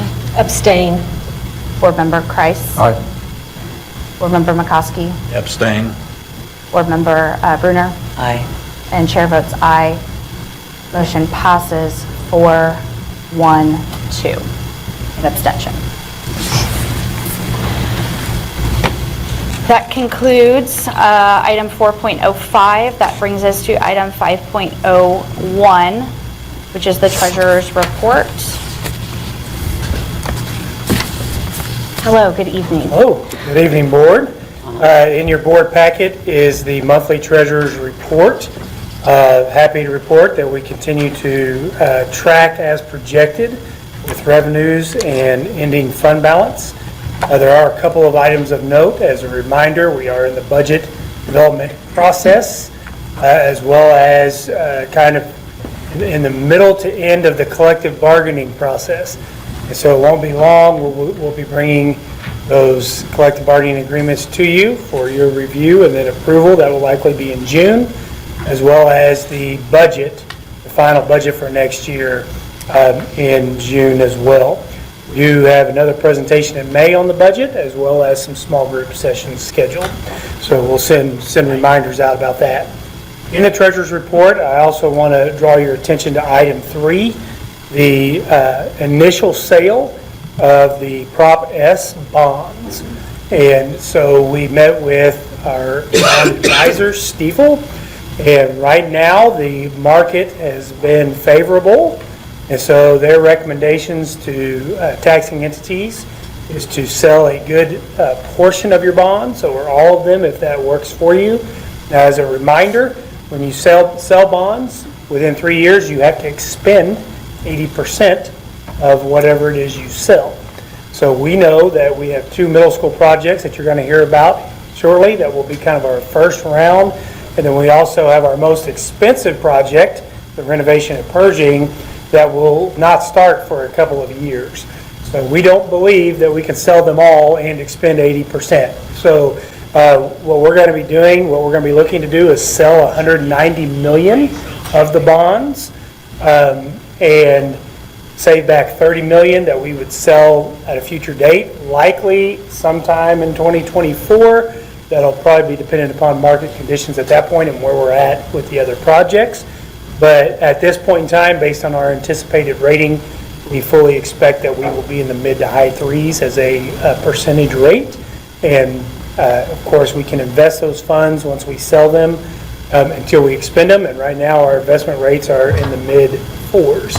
So it makes sense to sell as much of that as we can up front. So we have a sell date of May 16th is our board meeting date. And Stiefel will be here that night to present to you the results of the sale that will require your approval to be finalized. And so more information that night. So those are the things I wanted to point out. Any questions? Where is that in this document? It is on the items of note, items of interest, item 3. Number 3, got it. Any questions for Dr. Mulford? Okay, the target date for the sale is May 16th. Correct. Yeah. So, and when is our board meeting? May 16th. May 16th. It's that day. Okay. That's right. We don't have, okay. That's typical. They'll sell it, whenever they sell it, they align it with a board meeting because the board has to approve the sale. So they want to expedite all of that. What's stopping us from approving it now? Well, you have to have the details to approve it. Okay, he's got it, okay. So they can sell it that night? They sell it that day.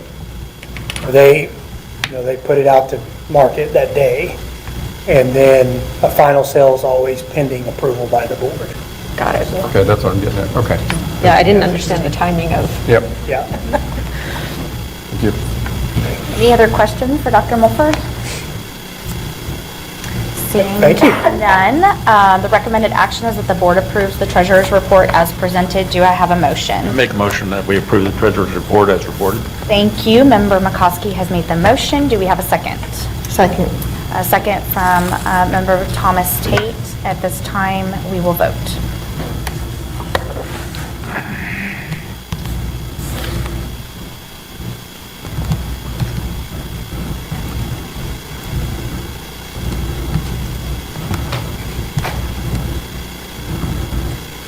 The motion that the board approves the treasurer's report as presented has passed 7-0. It's time we move to item 6.01, change orders and agreements. Dr. Shaw is here to present to us. For your standard report for the 2019 bond issue, change orders and agreements, this list is completely comprised of items from both the finalization of Hillcrest, as well as finishing up items for Jarrett. There are a few agreements for furniture pieces that you'll note on Jarrett as well, totaling about $9,000. So the total ask for these change orders is $49,529.13. A little over $13,000 of that is Hillcrest, almost $27,000 of Jarrett, and then there are the equipment items additions that were about $9,400 for Jarrett as well. All right, any questions for Dr. Shaw?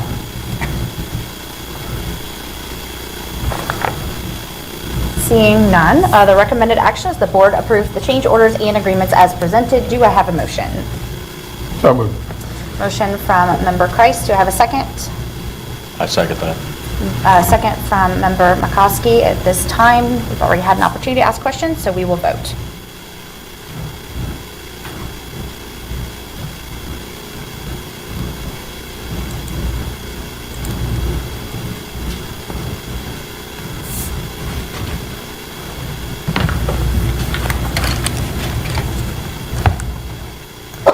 Motion that the board approve the change orders and agreements as presented passes 7-0. Moving from the 2019 bond to the 2023 bond, Dr. Shaw will stay with us for additional change orders and agreements. Yeah, so these are all agreements. They're all consulting agreements that are part of the established and recognized A&E budgets, as we call it. These have been held, waiting obviously until the passage of the bond, but you can see that all of these agreements represent the 6 storm shelters as well as Pipkin and Reed. The total you'll see is $826,154. And again, you'll see things like commissioning, there's some civil engineering fees, there's some adjustment on some design work needed for the Man and Wilder storm shelters for those to go out, as well as some civil adjustments given the changes made to those projects. So again, not change orders, but agreements that are part of our overall budgets and that fit well within the established $220 million, if you will, for these projects. Any questions for Dr. Shaw at this time? What does A&E stand for? A and E? Architects and engineers. And engineers, okay, got it. Any other questions or comments at this time? Seeing, I have one more. Yeah, absolutely. So on Pipkin and Reed, and so we have the same, because it's a split between Integrity and Olson. So it's the same firm that's doing the architectural services for all of them, and or for most of them, and the same one that does the engineering for all of them? So Olson is the civil engineer that has been selected for both Pipkin and Reed. So they do all the civil engineer work outside of the architect contract. And then we have a different civil engineer on some of our storm shelters, which we will bring that to you at the next meeting. It has Wilder and Man also, right? Correct. Those, so as a reminder, Man and Wilder have already been designed. We have some redesign we need to do so that we can avoid some of the issues that we dealt with on our previous storm shelters. But Olson was hired 2-3 years ago as a civil engineer for those particular projects. There's a few things that they have to do within the construction documents before they're able to bid out, which is why you see those smaller amounts for the civil engineering work there. Integrity is the commissioning agent. We use 2 different commissioning agents through the 2019 bond issue. Integrity was by far, in our opinion, the best to work with and provided the best service, and so that's why you'll see Integrity is the commissioning agent. What's a commissioning agent mean? So they are the third-party consultant essentially that will come in and ensure that all of the, primarily what we use commission for is mechanical, okay, for HVAC, all electrical, plumbing. A lot of times you can do an entire building envelope with commissioning. We don't feel that we need that until we get to the mechanical piece. It pays its weight in gold by having a commissioning agent. We see that on every project because there are just certain things that don't get done, not purposely, but just don't meet what needs to be done, and so they work for us. And it's another owner's rep, if you will, when it comes to commissioning. One more question. So for the storm shelters, it was previously bid, or I assume, and Olson was selected for the civil engineering side services. So was it rebid for Pipkin and Reed, or did we just assume it was, they were the most responsible bid? When it comes to, so engineering, architects and engineering, you put out requests for qualifications. And then once the architect or engineer is selected based on their qualification, you then negotiate what that contract is. And so we can't select by statute architects or engineers based on the fee that they present. We can't even ask for their fee up front. We select based on qualification. We then work through the fee, and then that's what gets submitted to you all. Oh, I get it. So we pick the firm, Correct. and then that applies to all of our projects. It can, or we can use different entities. For example, not on this list, we will have materials testing and special inspections. There are 2 or 3 different companies that we have vetted and approved as qualified agents, and so we will bring different ones because 1, they can't take on all the work, and 2, we like to utilize them both because they're both very good, and it helps to balance their workload as well as make sure that we get the service that we need.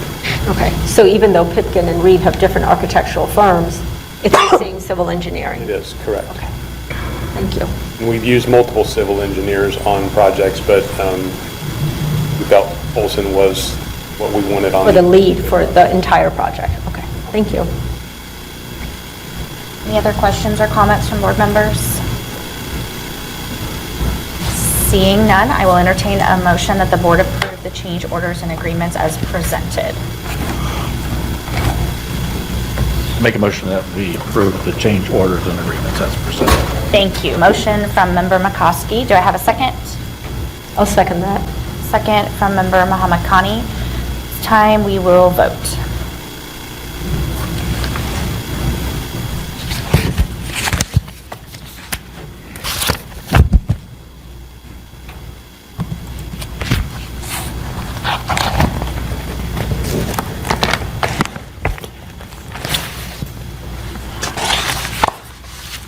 Motion that the board approve the change orders and agreements as presented passes 7-0. We will move on to item 7.02, which is the Pipkin and Reed presentation, and Dr. Shaw will stay with us. And I understand we have some guests with us this evening too. We do. So my role in this primarily up front is to kick this presentation off and then be available for questions when it's finished. But we have with us architects from Paragon. If you guys want to raise your hand if you're from Paragon, we have SAP as well. We also have representation from Navigate, who is our owner's rep, and so they will all play a part in this presentation, but excited to bring to you initial schematic design work for Pipkin and Reed, and also to be able to provide initial cost estimates with where we are within the schematic design phase. And so they're going to walk you through what the schematic design is for these particular projects, what schematic design actually is, as well as what maybe it isn't, and then talk about next steps moving forward into design development. And as we work through these projects, I know one of the things you'd be thinking about as you look at the design, you look at the schematics is, you know, are we within budget? And yes, as of right now, we are within budget, so you can take that worry off your face. I know that was something the architects were wanting to make sure, but Nick's going to talk more from Navigate around those initial cost estimates as we work through. So I'm going to invite Lindsay from Paragon to come up and get us kicked off. Can I hit this maybe? Actually, you can hit that, and then got it. All right, thank you. I am Lindsay Reichert with Paragon Architecture. I'm actually the project manager for the Pipkin project. Just want to say before we dive in, we are so excited to be working on this project. I'm very excited to continue our work with the Springfield Public Schools. Before we look at the Pipkin Middle School schematic design project, I'd like to talk a little bit about what schematic design is, so what you should expect to see tonight and what it is not. So in the schematic design phase, what we do is we establish the general scope. Conceptual design is really a general design, the scale of the project, the relationships between the components within the project. Part of that, we explore the relationship of the building to the site, so it's really great for us to have an understanding of what outside components are going to influence our building. Clarify the project program. The program are the pieces and parts that go into the building, so all of the classroom spaces, the office spaces, the collaboration spaces, all of those comprise our program. We'll talk a little bit more in depth on that later. And then we look at the most promising solutions. So we don't just come to the table with one solution, but we look at several different options. And through our meetings with the administration, staff, and the team at Pipkin, we hear their feedback and then come up with different solutions. We establish the size, location, and relationship of all those programmatic elements. It's almost like a diagram, moving pieces and parts around. And then we establish the shape and the size of the building, and we arrive at a clearly defined, feasible concept. What you won't see tonight, or what we don't have in schematic design, this comes later, is developing, refining that project, and adding more and more detail as we move through the process. Tonight, again, we're going to look at the project for Pipkin Middle School. It is an international baccalaureate school. The project is designed for 550 6th, 7th, and 8th grade students, and our program area is currently sitting at 111,450 square feet. We started the schematic design process in mid-January, working with a team of SPS administrators and staff, Navigate, and our design team. And through that time, we looked at several different proposed building solutions and building sites. Tonight, we'll take a look at the building program, very high level, the overall floor plans, and our preliminary exterior views. In that building program, or the pieces and parts, we started with a typical SPS middle school program, and then we met with administrators and staff to help to hone that in, to look at the particular needs of that school, the student population, and then the educational programming. So what things about the International Baccalaureate program are going to change our program? Looking at that, we have 7,200 square feet of administration and counseling spaces, 8,000 square feet of flex program spaces, 4,500 square feet of career and technical programs, 33,000 square feet of 6th, 7th, and 8th grade, and this includes 15 core classrooms, 3 science laboratories, and 3 collaboration spaces across that area, 3,000 square feet of special education programming, 6,500 square feet of art and media programming, 26,250 square feet of physical education programming, 13,000 square feet of food service, 7,000 square feet of performing arts, and 3,000 square feet of building services. Now we're going to take a very high-level look at our first floor, or overall first floor plan. You'll notice that we have a lot of the public-facing and higher activity items on the first level. Moving around those program elements that we talked about are designated by different colors on the floor plan. Red is all of the physical education programming. The brown is building services programming. Food service is indicated with the orange color. Performing arts is the maroon. Administrative programming is in yellow. We have a little bit of flex programming, most of it's on the second floor, in that light green. Special education programming in blue. Art and media in pink, and career and tech in dark green. Movement through the building is on the primary east-west axis. So we have all of our circulation in that area. And then primary entry spaces are located very purposely. So we have a secure entry right in front of the admin for great views, and then another entry on the activity side near the physical education spaces. Just a quick look at closer in view of the west side of that first floor level. We have our physical education, building services, tech education, and art and media spaces. Just want to highlight the pre-convene space, which is in that center section, that gray. That is what we're looking at as kind of an activity hub. So that actually will have access directly to the gymnasium space, the multi-purpose room, the concessions, and the public restrooms. And the intention as this develops and further in the design stages is that activity area will be able to be locked down so you can have activities going on after school hours and then close off the remainder of the school. There is a central monumental stair in that area that leads directly up to the 8th grade area. And then also it serves as kind of an activity hub as you come down the stairs so your students have direct access to your gym, your media, and your art spaces. And then looking at tech ed and media, we've taken some of the elements that are shared between those programming and put those in the center for easy access. Moving over to the other side, you'll see a continuation. So the multi-purpose, again, not a duplication, it's just to help orient you in the view. The cafeteria space, we have building services and the kitchen components located on the exterior portion to make ease of access for deliveries, trash, etc. Cafetorium opens to the north for daylighting and views. We have the orchestra, band, and choir areas. That'll actually, all of that maroon area and some of the gray circulation in between, that'll actually serve as the safe room space. Circling around to the administration, you can see, again, 2 entry points, one for public to enter, and then that will be a secure entry space. And then on the north side, right off the corridor, entry for students. And then finally, special education is located centrally within the building to have access, ease of access to areas throughout. Which side is north right now? That's a great question. When we show drawings, we typically assume that north is up. Oh. We don't actually have on the site exactly yet, so. No, that doesn't matter. I'm just looking, because you're referencing these, and I'm just trying to find it as fast as I can. Okay, so No, that's a north is good up. question. If you want me to highlight anything too. Got it. So that concludes the first level. And then it becomes a lot more simple as we move up to the second level. We actually we wanted to focus our typical classroom and our focused activity spaces on that second level.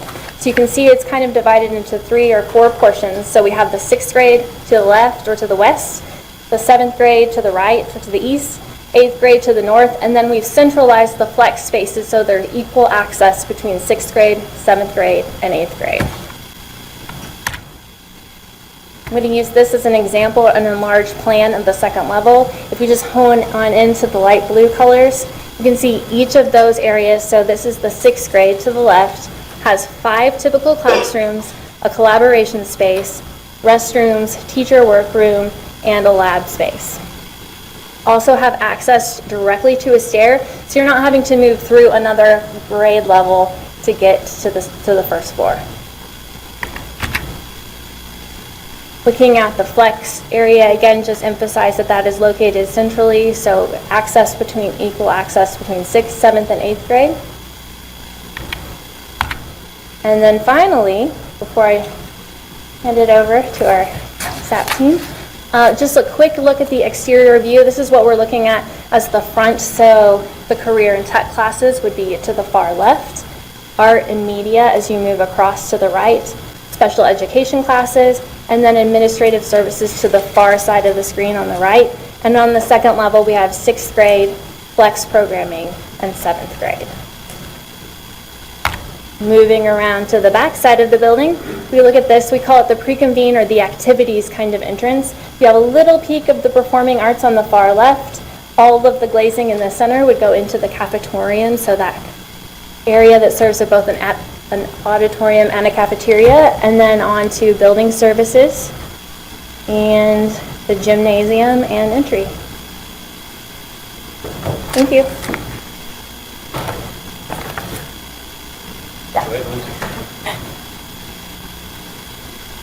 Thank you, Lindsay. The gymnasium is on the left side of the screen. So then when you go to the schematic, the elevation. Imagine you're standing for that view, that you're standing outside just above where it says food service. Got it. Yeah. Thank you, that makes sense. Daniel, should we ask questions about Pipkin now, or? Let's let them get all the way through, the presentation, and then we'll go back and bring,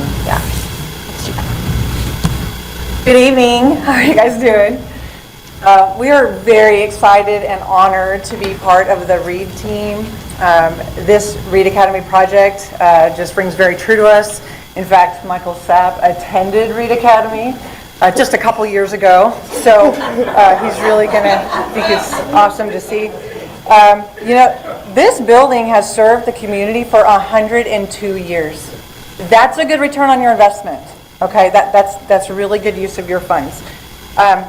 What we'd like to do is present to you the new Reed Academy that will carry on the rich heritage of this community, the pride in which the students hold for their facility, and carry it forward for the next 102 years.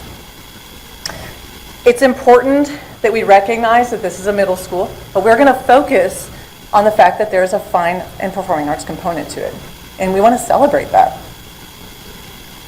Under the keen eye of your administrative team, members of the Reed staff, and the diligent collaboration of engineers and consultants, the team has developed a schematic design solution that will safely house 725 students, serving them for 3 years, 6th, 7th, and 8th grade, in 128,100 square feet, all while celebrating that fine arts component within the curriculum itself. So Bonnie Crawford, should have introduced myself because I'm Christy Baby with SAP Design. Bonnie Crawford with SAP Design is a project manager, and she'll be talking about the program. So very similar to what Lindsay spoke about for the Pipkin project, we did a very similar process with the administration, and we went through the typical program for an SPS middle school, but with these additional components. You will notice that there are distinct differences between Pipkin and Reed, because not only do we have a larger student body, but we have that fine and performing arts component. So there's several differences. We have different flex classrooms. We only have 4. They had several more. We only have a fax classroom. We don't have Project Lead the Way or other technical programs. There are 21 core classrooms, 6 science combo labs, and 2 collaboration spaces. And most of that is due to the larger student body here. That's where you're seeing the difference. Special ed, there are 5 special ed classrooms instead of 2 at Pipkin. Art and media, Reed actually has a media broadcasting classroom and lab instead of a space attached to the library for media. Physical education is a little different also. What we have done at Reed is we've actually combined the multi-purpose space with our performing arts space to be very efficient with our overall square footage. So you'll see that this number is actually decreased from what Pipkin has. Food service, very similar, except again, we do not have a cafetorium. We have a cafeteria. Our auditorium is part of our performing arts component, which you can see here is 2 choir classrooms, 1 band, 1 orchestra, 2 world dance, and then that combined multi-purpose and auditorium space, which includes stage, sound booth, storage, all that, and seating for 450. Building services, very similar to what you saw at Pipkin. This is our overall first floor plan. I apologize, we are using different color schemes than what Paragon is using. So you'll see a department legend there on the left. That's all of the colors. You may not see all of those colors on the main floor plan. Some of those are on the upper level. Just to orient you, north is up. Our main entrance is centered with a secure vestibule on the bottom of your screen with purple there. All the purple is your admin. The bar you're seeing that is kind of a mix of light blue, green, orange, and a little bit of pink, that is the main classroom bar, which is also on the upper level stacked. The large gray area in the middle is the commons space, which serves both the gym, auditorium, and the kitchen. So that is a commons and cafeteria. The kind of unusually shaped portion on the lower left quadrant is the performing arts, and I'll get into that in more detail here.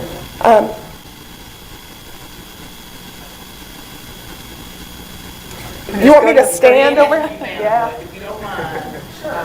Kind of point those colors out of each. So, performing arts. This purple is the admin. Here's your main entrance, which flows into the commons space. This is the bar I was talking about.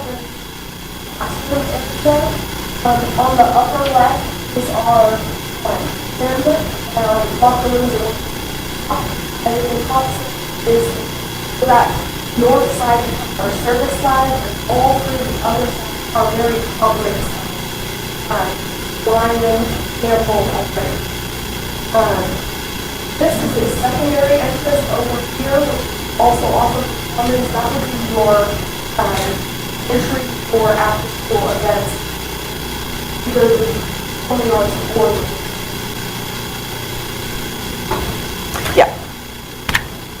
so this is an enlarged plan. of the lower half.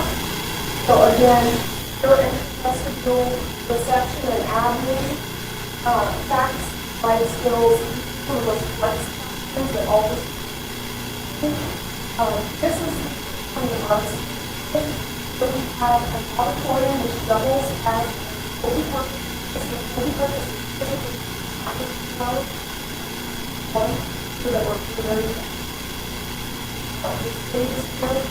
And there's a shared space, audio classes, The safe room component is the rectangular box of the auditorium.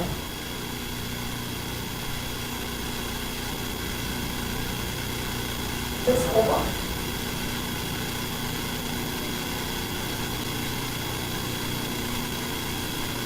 Ryan is over.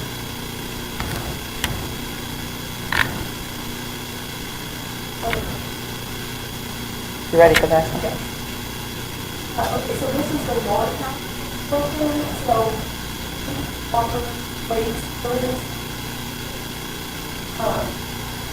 And this represents the class, a grade level pod. So each of 7 different 4 classrooms, so that's 2 science labs, and then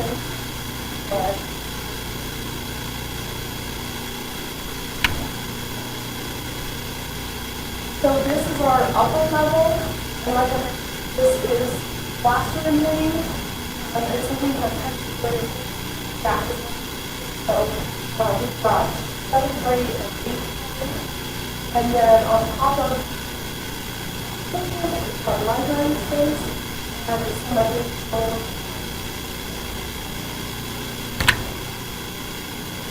and then very similar, what we saw on the level. So 7 classrooms, 2 science common labs, and additional space. And then our program,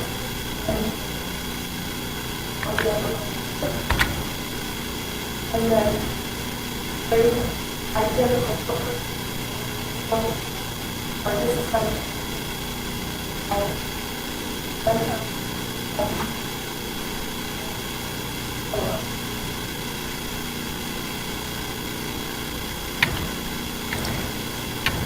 With such a compact floor plan, a very efficient floor plan, we were able to create a really nice presence along Atlantic. We do have that front door, that's what you're seeing here. This is your southwest rendering, so if you're at the corner of Lion and Atlantic, this would be your view. You see that performing arts component, strong feature right here on this left side. Main entrance in the center with a secure vestibule, right there with admin, right at the front door for great visibility and strong security, and then classrooms above that on the right. So there's that bar that you're seeing. The second floor here in the front, that would be those world dance classrooms to orient you. And then from the southeast view, this would be the corner of Campbell and Atlantic, looking back towards that classroom bar. You can see the drop-off and pickup lane. We're able to bring the students right to the door now. We don't have to drop students off on the street. That's been kind of a concern. So we're able to bring them a lot closer. We created a plaza right in the front door, so we've got some nice space out there. And we really wanted to connect visually over to Lafayette Park. So now students who utilize that during the day for part of the program for PE can actually access Lafayette Park a little bit more conveniently now. And then the west entrance, so this is that after hours pre-convened entrance. Across the street from Line would be the parking lot on this side. That's the gymnasium on your left-hand side, and then the performing arts component. Story and a half right here. We've worked a lot to, I'm going to flip back real quick, to make sure that we had glass and good visibility from the classrooms out to the neighborhood. The neighborhood has a great relationship with Reed, and there was always a lot of glass on Reed and those big windows, so we wanted to make sure that we honored that heritage. So as we're concluding our presentation tonight, we wanted to tell you what your next steps are, right? Where do you go from here? This, in essence, does conclude the schematic design phase of our services. Where we go from here is what we call design development. We call it DD in-house. Sometimes you'll hear us talk about that lingo. What we're really doing is building on all of the energy and all the ideas that we came up with. We have to make them work now. We have to collaborate with our engineers to make sure the systems don't conflict with one another. If they do, we need a solution, and we work through that resolution. We provide more detail, not just in the drawings, but specifications. So specifications are like the rule book to the drawing set, all right? It tells you the quality of the products that you're putting in the project. With this project scope refinement, we're able to also see the budget being refined, which you'll hear tonight a little bit more. And then, of course, our selection of materials. We know that we have durable materials. We have SPS standards that we're going to honor and stay true to because they've been tested, and that's important to us. But not just that, working through the installation, working through how those details work together. And then, of course, the obvious one, we will honor all applicable codes. We're going to make sure the drawings meet that requirement as well. Ultimately, we're going to get more detailed. We're going to dive in. Your scope is really defined. And we're just going to get these drawings, this next phase, ready for your bidding documents. That's the final phase. So, with that, I'm going to turn it over to Navigate. Nick Feeler is going to talk to you about budget. Thank you, Christy. I'm Nick Feeler with Navigate Building Solutions, Project Director. On behalf of Navigate, I want to thank the administration and board for giving us the opportunity to present this evening. Just to kind of piggyback on the Paragon and SAP team's presentation, this is a process. Schematic design is one of the earlier phases, so what I want to do is briefly talk about that process from a budgeting standpoint, and then also obviously present the schematic design estimates, and then present next steps for the design development phase. So within Navigate, we have an internal, we call it a 9-step process. In reality, you could add multiple more steps to this, but these are kind of our must-do 9 items. These don't necessarily go in order per se, and you'll kind of hear that in just a second. But the number one item that is here is the preliminary construction estimate, which is where we are tonight. I want to highlight that specific process. So Paragon and SAP submitted schematic design documents that included the floor plans that you presented tonight, as well as some narrative items that gave overall design approach and intent of each building. Myself and I have Steve Cooper, our lead estimator behind us here, took those documents, and our estimating team then developed detailed, by scope division, a detailed estimate that approximately ended up in about 11-12 pages per project of estimate. Then we reviewed that with each design team to make sure, again, this is schematic design, make sure our assumptions are correct on quantities, possible material usages, etc. Adjustments were made to each estimate, and we ultimately came up with SD construction numbers.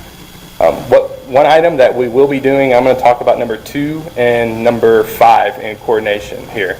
So number 2, we will be here in the coming weeks developing preliminary construction schedules. And why we want to do that now, some may ask, we're 8-9 months away from construction, right? Second item you see in number 5 is supply chain issues. I think everyone has maybe heard there are supply chain issues still affecting the construction market, specifically with mechanical and electrical equipment. So in coordination with the construction schedule, that'll kind of let us back into decisions to be made possibly of if any equipment may be the need to order early in order to meet a final completion date on construction, which then, I mentioned jumping around a little bit, so number 7 is a contract and bid packaging. So if we determine that we need to do an early release of something, we would obviously go out with recommend a separate bid package that we would coordinate with Dr. Shaw. But those are all things now. Some people think that may be a bit soon, but it's best to get ahead of that and identify those items ahead of time. We'll also begin to develop preliminary site logistics plans.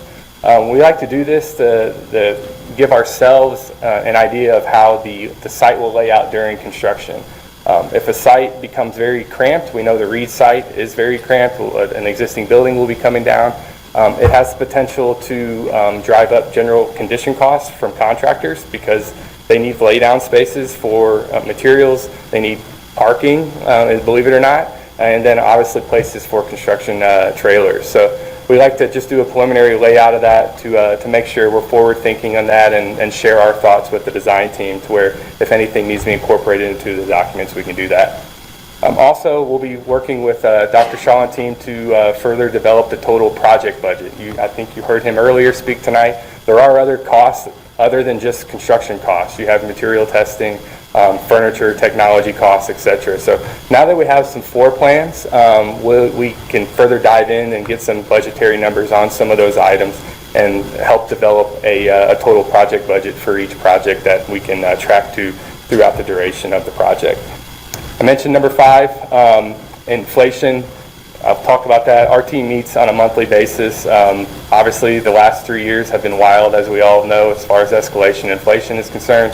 Our team, led by Steve, meets on a monthly basis to evaluate that. You'll see on the next slide, we are including some inflation escalation in our estimates, and I'll talk about that in a second. Number 6. Ongoing design review estimates. This is only schematic design. We will go through this process again at design development and as well as in the construction documents phase. So we are meeting bi-weekly and then sometimes weekly. So the design teams have the ability to bounce information off of us, things we're seeing in the market as well. We can give our recommendations and share. It's a collaborative approach. We are simply a tool for the district and also for the design teams when that comes to that design review. Number 8, once we get into constructability, once we get into the construction documents phase, which is beyond the design development, the Navigate team will do a full-on constructability review of the documents. And simply what that entails is us taking the documents before the 100%, before they go out to bid, and giving our comments from a contractor's point of view. And the whole point of this is just to mitigate any comments during construction. If there's any changes during construction, obviously we all know that results in possible change orders. So it's just a way to mitigate that and do another third-party set of eyes on the documents prior to hitting the market. And speaking of market, number 9, the last item, obviously we want a lot of participation on each of these projects. So we take we take pride in making sure that contractors are aware of the projects, and we don't want them to be aware of the projects 2, 3, or even 4 weeks. We want them to be aware of when they possibly will hit the market months in advance, so they can start to put that on their bid list and start coordinating with their trade partners as well to get that going. So with that being said, we'll present the schematic design construction estimates. So for Pipkin Middle School, based on what you saw here, we are estimating a construction estimate of $45.5 million. And for Reed Middle School, we are estimating a construction estimate for schematic design at $48.2 million. I will point out that Reed Middle School, this $48.2 million does not include the demolition cost of the existing Reed. These estimates include the building costs, associated site development costs, which I will point out is very preliminary right now, so the estimates reflect that. But they include the earthwork, potential soils remediation. Right now, we are assuming pretty much full building pad remediations and parking lot remediation of soils. Geotech we should be receiving that by design development, and that'll kind of give the structural engineers and design teams a better idea of what the structures would be, and as well as if the impact of soil remediation that may or may not be required. Also includes site infrastructure, so utilities, water, fire, sanitary, sewer, parking lots, fire lanes, and drive access. So, mentioned it earlier, each one of these, the $45.5 million for Pipkin and the $48.2 million for Reed, those numbers are inclusive of a 6% escalation. We are assuming these projects would bid 8 to 9 months from now. As a company, escalation is still there in some trades more so than others, but labor continues to creep up ever so slightly, so we as a company feel that a 6% escalation should carry each one of these projects through the end of the year. Good news is this isn't the last estimate, right? We will be doing a DD estimate as well as a CD estimate, so that escalation will continue to be evaluated prior to bid. Next steps. Some of these I've previously mentioned, but we will be working to develop total project budgets for each school. The preliminary construction schedules, again, identifying long lead materials and provide mitigation strategies for any materials that would be identified. a preliminary site logistics plan, and then working with each of the design teams and staff to develop a DD estimate. So, with that being said, I think we're at a possible Q&A. So.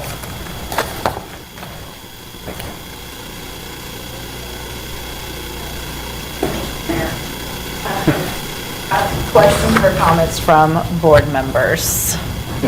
Board Member Kreis. All right. Thank you. Great presentation, and had the pleasure of reviewing this presentation ahead of time. Very well put together. I want to apologize to Lindsay, though. I was looking for the square footage of existing Pipkin, and I accidentally hit the video for Pipkin.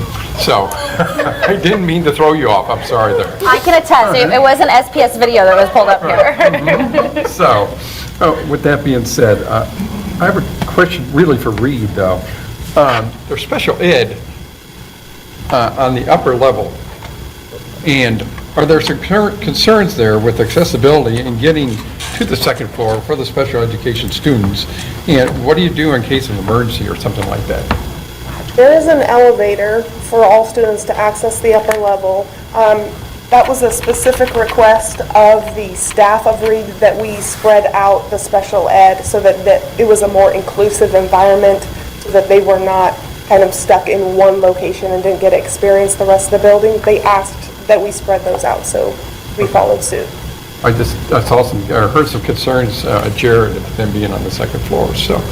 Well, and to address that question, Scott, we have that in a lot of our secondary schools particularly. And so there's mechanical equipment that in the event of a fire, you can't use an elevator. Right. You have that mechanical equipment to get them down the stairs. And that's provided to us and recommended by our special education department. Okay. I just wanted to make sure that was taken into consideration, and we consider taking it to the first floor, but everybody, but I understand for requesting it, but something we need to take into account is their safety. Any other questions? Not right now. Okay. Other questions from board members? Yes. I have a question. Pipkin, you were planning on 550 students. What's the current enrollment at Pipkin? I don't know. 350. It's 350 now? So we're planning for growth there. Okay. And then at Reed, you're planning for 725 students, correct? What's the existing enrollment at Reed now? 560 now? Okay. And my next question, and I may not have understood it correctly, or you may have good reasons for it. The auditorium, it seems like at some point it was said would seat 450 students, but if we're shooting for 725, then any gathering of all kids, you'd have to do 2 assemblies to have an assembly. We are planning to have space in the gym for assemblies. The auditorium would be more for performances, but... Well, but oftentimes that is the point of the assembly, is a performance of some sort. I mean, you have pep rallies in the gym, but you have other performance kinds of things in the auditorium. So, to answer your question, the gym is used for school-wide assembly, and even with our storm shelters that we've built for our elementary schools, they're using the gym for those assemblies. If it were performing arts, something that the performing arts group would do, it would be possibly in 2 assemblies. Yes. And we took that into consideration as it relates to cost. When we added the auditorium on, and based on the seating, if you wanted to go to accommodate the entire school, you don't remember offhand what that additional million was or amount? Yeah, I mean, you're almost a million per 100 capacity when you do an auditorium. So, I mean, it would have been in the neighborhood of $7.5 million. So we did consider it. It reduces that cost considerably. The old principal asked that same question, and you see how he got me back with the millions of dollars, right? Okay. Do you have other questions this time? No, but no. I thank you for the presentation. I'm very sentimental about Reed in particular. Just saying. Other questions from board members? Yes, board member Byrne. I have quite a few to work through. Slide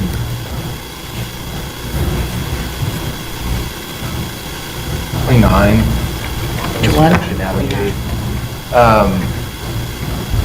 So I looked through these presentations of the two buildings, and I was thinking in my head the whole way, oh, Reed's going to be quite a bit more to build than Pipkin. And that was due to student capacities, but also just looking at the design. Honestly, Reed just looks like an expensive building for a few reasons. How do we have a capacity that's like 25% higher, and we're only spending less than $3 million more? I don't know what that percentage is, less than 10%. Yeah, fair question. And I know that, and I do understand that still got to have one gym, but it doesn't seem to make up for all of it, especially when I'm looking at a building like Reed that for some reason, because of some of the angles and things versus a more compact sort of rectangle. How can you help me wrap my head around that? Sure. Fair question. We'll point out that those numbers are inclusive of site development costs. So the Pipkin project, we had assumed roughly about a little over $7 million for site development costs, whereas... No. And that's surprising to me also, because Reed is the more compact site by far. So there's a lot of unknowns right now around the new land. Is it the acquisition of the land included in that? It is not, but the existing Reed site has utilities close. There's road infrastructure close. The Pipkin project, there were some assumptions we made based upon the site location that there would be some infrastructure improvements that would be required. So that's reflected in this number. And we do anticipate that coming down significantly, but because we're in schematic and we're still very early on, there's a lot of those unknowns. To develop that price and that estimate based on worst case scenario. Okay. So when looking at the railroad that's there, when looking at access to that particular property with access from either Pipkin or Division, there's a lot of things that we've been working through with the city doing our due diligence. And so when Nick and I had that conversation, I said we need to show what that worst case scenario could be, but we are expecting and anticipating that to be brought down. We have actually a pre-development meeting tomorrow with the city to learn more information about that. We were on a call just this last week with members from the city. So multiple things that are going to assist with the understanding and the knowledge of that, but that is specifically why that number is higher than you expect it to be, and it's specifically around the cost per site improvement. How could I receive, or how could we receive more details on those projected site improvements and their costs? You can provide that easily. I'd like to see that. Okay, and so while we're on that topic with the site at Pipkin, a design question on that. Why is that designed as multiple levels? Yeah, so we looked at doing this as one. Obviously, we were looking at what was the most inexpensive or efficient way to do this. I know there was conversation that I was not, I don't think, involved in when it came to that comparison around one or two levels, and it was, I don't want to speak for you guys because I was not involved in that conversation, but it was around that determination that two levels on that was actually going to be based on how the design was set up, the stacking, the efficiency of space, that it was actually going to reduce cost through two levels versus the one spread out level, creating more corners and foundations and structural pieces. Right, there are some inefficiencies when you go to a single layer or a single level, so you'll have more roofing, more envelope, more footing, more foundation work. We actually looked at this, as you said, and we looked at several different options. One is a single story option. It's up quite a bit of sites, so there's a lot more work for that. And so we determined if we could be efficient with a two-story project, both things is very efficient, but we could actually keep that cost the same.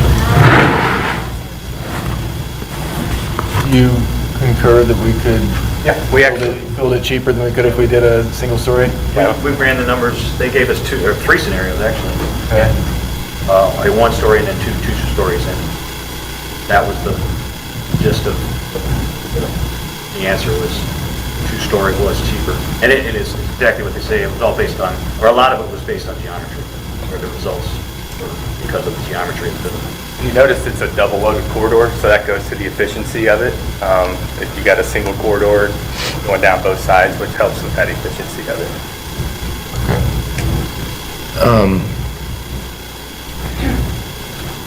How do we decide on the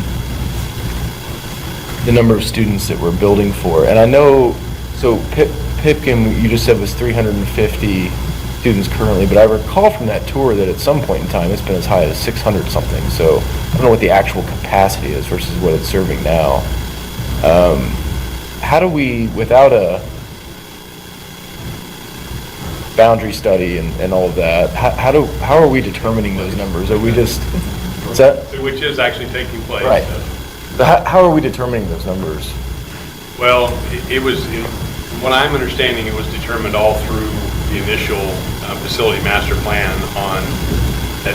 When they did that facility master plan, there was that boundary demographic study that took place, and so that's a lot of how they determined that and what residential areas were there, and also as we continue to look, and we evaluate that again. We didn't just go off of the original because we wanted to see, okay, now we are 5-6 years down the road. We need to see what is that current capacity and what do we want that to be. And so we definitely don't want to build a building that is, where we move into it and we're 75-80% capacity because there's very little room to grow. And so then trying to find the space and really to add on. And so we want to find that sweet spot for what that looks like.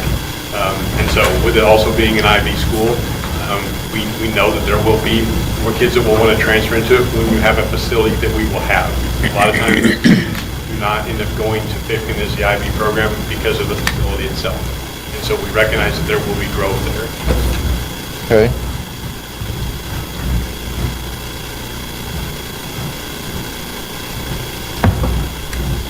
Slide 9, I think this is.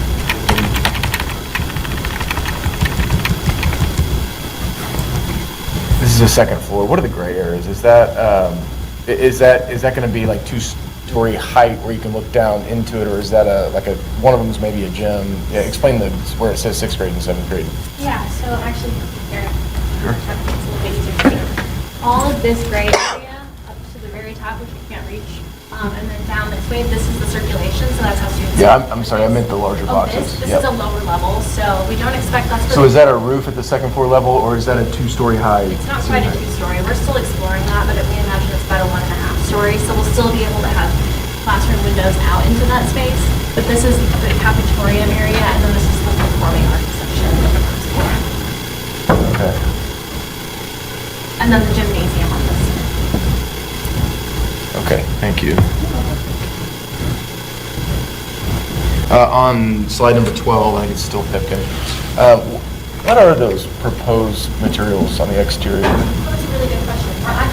We'll be working with district standards. So what we're going to look at is materials that are durable, economical, low maintenance. Some of the district standards include having masonry at the base of the project because that helps the masonry reviews from students up next to it, lawnmowers, that type of thing. And then as we move up, if we go with a lighter material, again, still improved material, still a metal panel, So when you actually show that image, do you have a specific product in mind?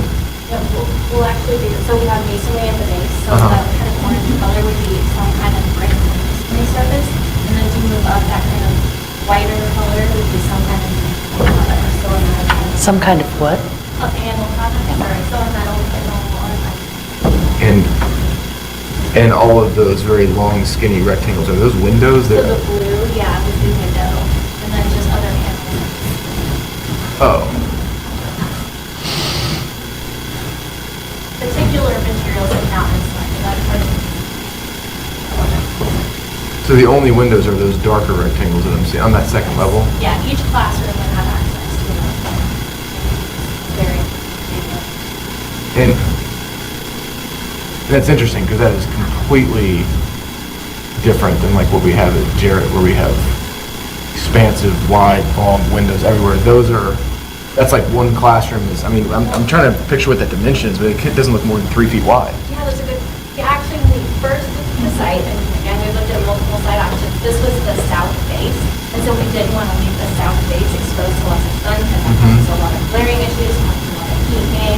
So we do want to have daylighting in use, but again, we'll further analyze that as we actually get this onto the building site and look at where it's. So you do, like, we do anticipate, like, we don't want to put too much in stone the visual here because there's some that is still subject to change. Yeah, and we need to do several more studies. Okay. based on this area. Thank you. Okay, so, To Kelly, where we'll receive feedback from Navigate on, when they're looking at different materials that they would like to use, we get the feedback from them on, this is what's going to cost, this is the availability. It may be 25 weeks lead time, so here's another option of something. So those are the things that we will work with Navigate through on. yeah, this seems like a very reasonable starting point for schematic design because the changes, it allows you that flexibility. Whereas, for example, you know, if you had huge windows on the first floor, then that material up top wouldn't be brick, right? I mean, this does allow you flexibility to move within things. Like that makes a lot of sense. Number 17.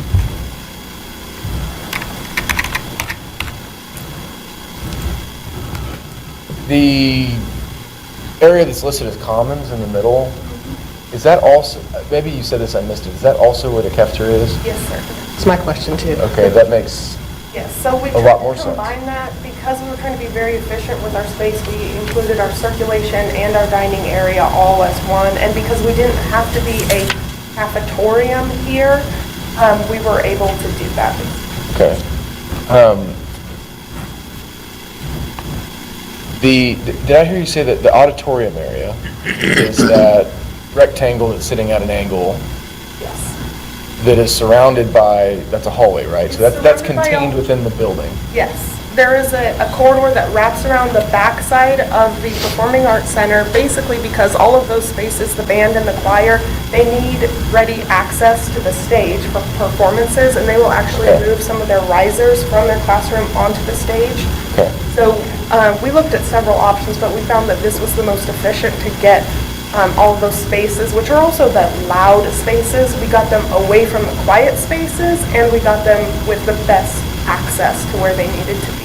Did I hear you say that auditorium is also a storm shelter? Yes. And it is interior to the building, but our vestibule on the west side of the building would provide direct access to it so that you could close off the rest of the building, and so after hours, the community would only have access to the safe room. And that's one of those FEMA storm shelters that is... A tornado safe room. So the 4 walls of that auditorium are going to be some pretty thick masonry. 12-inch masonry or concrete, typically. That's why I find it strange that it's in the middle of the building, because those walls serve well as being also exterior walls that you can utilize 2 for 1, basically, right? If at least 2 of those walls are exterior, well, there's an exterior type wall.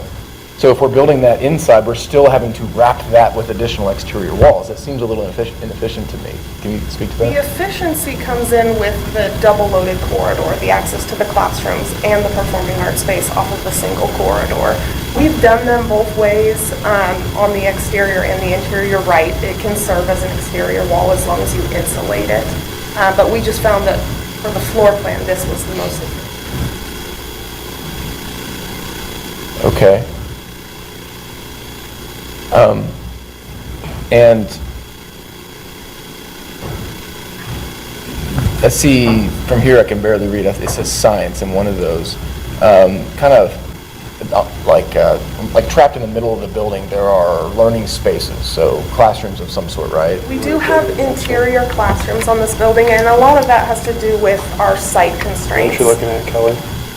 Yeah, so I'm looking at classrooms that don't have windows.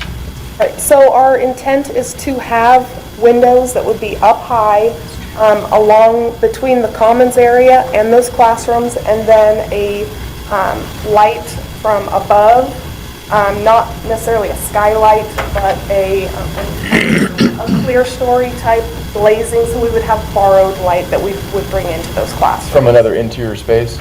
Yes. So, picturing like windows up here that would bleed into where I guess the kids would be eating lunch, and that would bring in natural light from that. But even that area, I guess, since it's 2 stories, I guess you have like Exactly. windows up there It's somewhere? a taller volume, and so it has windows up above, which we call clear stories, like a band of windows that would bring direct light into those spaces.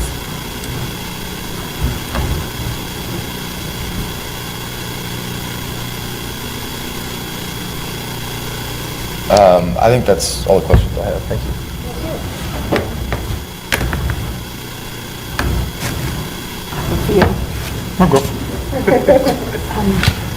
Just a few quick questions for both buildings. So is the reason I'm understanding correctly that we don't build masonry, traditional school buildings, is it just cost, that we limit it to the first floor? Like they built them 100 years ago. Cost, but also the labor workforce, Nick can talk to that more. Masonry labor right now. So cost. Yeah, structurally, the building has to have more structural. So not just building cost, but labor cost in general. Availability Shortage. of labor. Shortage of labor. Okay, so using a prefabricated material. Much easier to install than really quality masons. Okay. Difficult. The infrastructure that you talked about with respect to Pipkin, because we don't know what we're dealing with, is that going to include whatever infrastructure needs to be implemented so that the railroad never interferes with access to the school? That's part of it. That's part of it. And there's, right now, what we'll learn from pre-development are what are the public roadway improvements that they would require. The other piece that Nick and I were just talking about that we forgot to mention is that what Pipkin does have that Reed doesn't because of Lafayette Park is it includes a full-size football practice field, a track. So those are part of that site cost that you don't have at Reed because we utilize Lafayette Park for that. So that's a significant increase as well. Got it. On the Reed Academy, so above slide 20, that hashtag, so what's above the auditorium, is that, can you just sort of explain what that looks like? This is the seating. You're just seeing the seating from So above. how far does it, so that's a 2-story? Yes. Yeah. And is it open like it is at Jarrett, or is it closed? It's enclosed. It is all enclosed, because that is the storm shelter? Yes. Okay. And then on the second floor, in the same schematic, you have the media center, which is the library, but then there's that other purple to the left of it that's open to below. What is that space? Right here? Above above the open space. That's the roof of the locker rooms. So that's roof, okay, okay, got it. Yeah, anything that is grayed out is either roof or it's like a 1.5-story type space, and then where we have the white, that's shown as like a 2-story volume that would be open to below.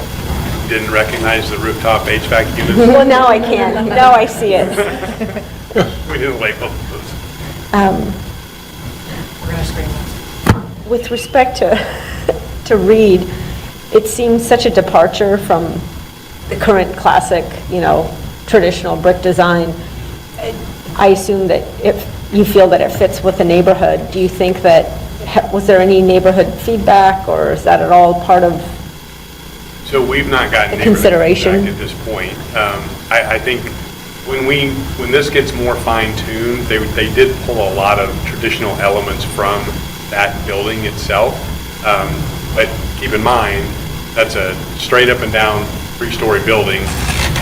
That this building adds probably 40,000 plus square feet to it, so it has to look different, obviously, and it has its own component of an auditorium, whereas in the current Reed, it's on the 3rd story, it's up tucked away, so there will be a lot of elements on the exterior that will fit within that will fit with that neighborhood? But it's not, Okay. it will It's not not look a worry is, 100 years old.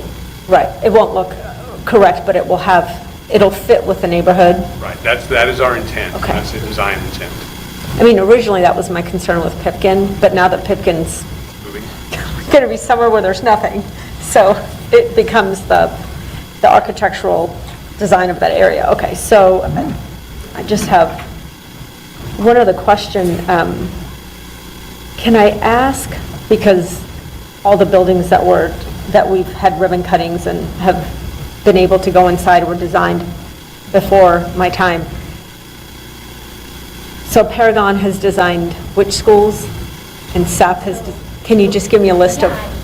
York, Williams, Fulbright. So you've done York, Williams, Fulbright, okay. And those were all projects Yeah, that sorry, Paragon It was and collaboration. SAP did together. Staff and Paragon worked together on all of those projects. Oh, so it's not like Paragon did one and SAP did the other? Okay, so York, Williams, and Fulbright. I'm sorry, what was that? I said Fulbright. Oh, so just those three? Yeah, and they did two of the storms. They did Twain and Field storm shelters as well. Okay, and then I think I just have one more. Just give me a sec to, because Kelly asked some of my questions.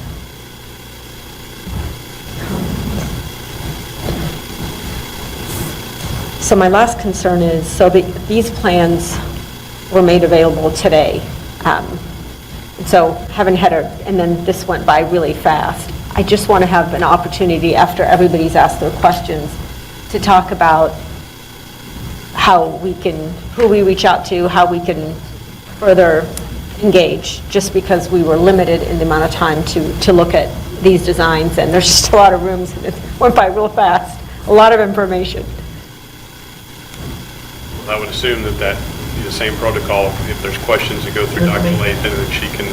I'll get them assigned. They was put placed in the board packet on Friday, the presentation. Was it not in the board packet? I thought it was from what I saw. Yeah, I saw it in mine. Yeah. The schematics? Yes, it was in there. Yes, it was in the board executive content. The board You're docs saying it was an for- executive content then? Just got to scroll down. Maybe that's,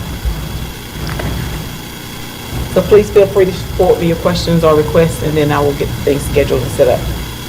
So at what point does this schematic get signed off by the district? Good, let's move on to the next step.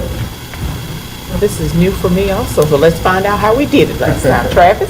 This is. Oh, this is the night to sign off on it. So are you saying tomorrow they're going to start doing We've not construction done this documents? process before. Right, remember you asked for this Design process last development? fall.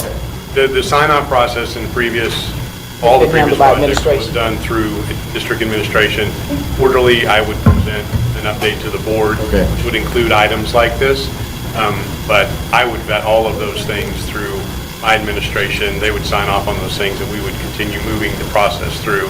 And there would be, things that we would look at. But presenting this was a request of the board to present schematic to you all, and so that's where we are tonight. And so obviously we want to continue moving through design, so unless there are significant concerns around things that we need to make sure that are provided to Dr. Lathan, very, very soon, we will continue with this plan and the design. We get into design development, which will again fine tune all those things. The next time that we would probably present this would be at the end of DD with another 3 months.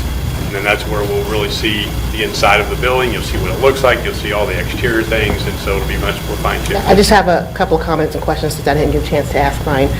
A couple of mine were just logistical based on the tours that we did on the facilities task force. For both projects, are there bathrooms for teachers on both floors?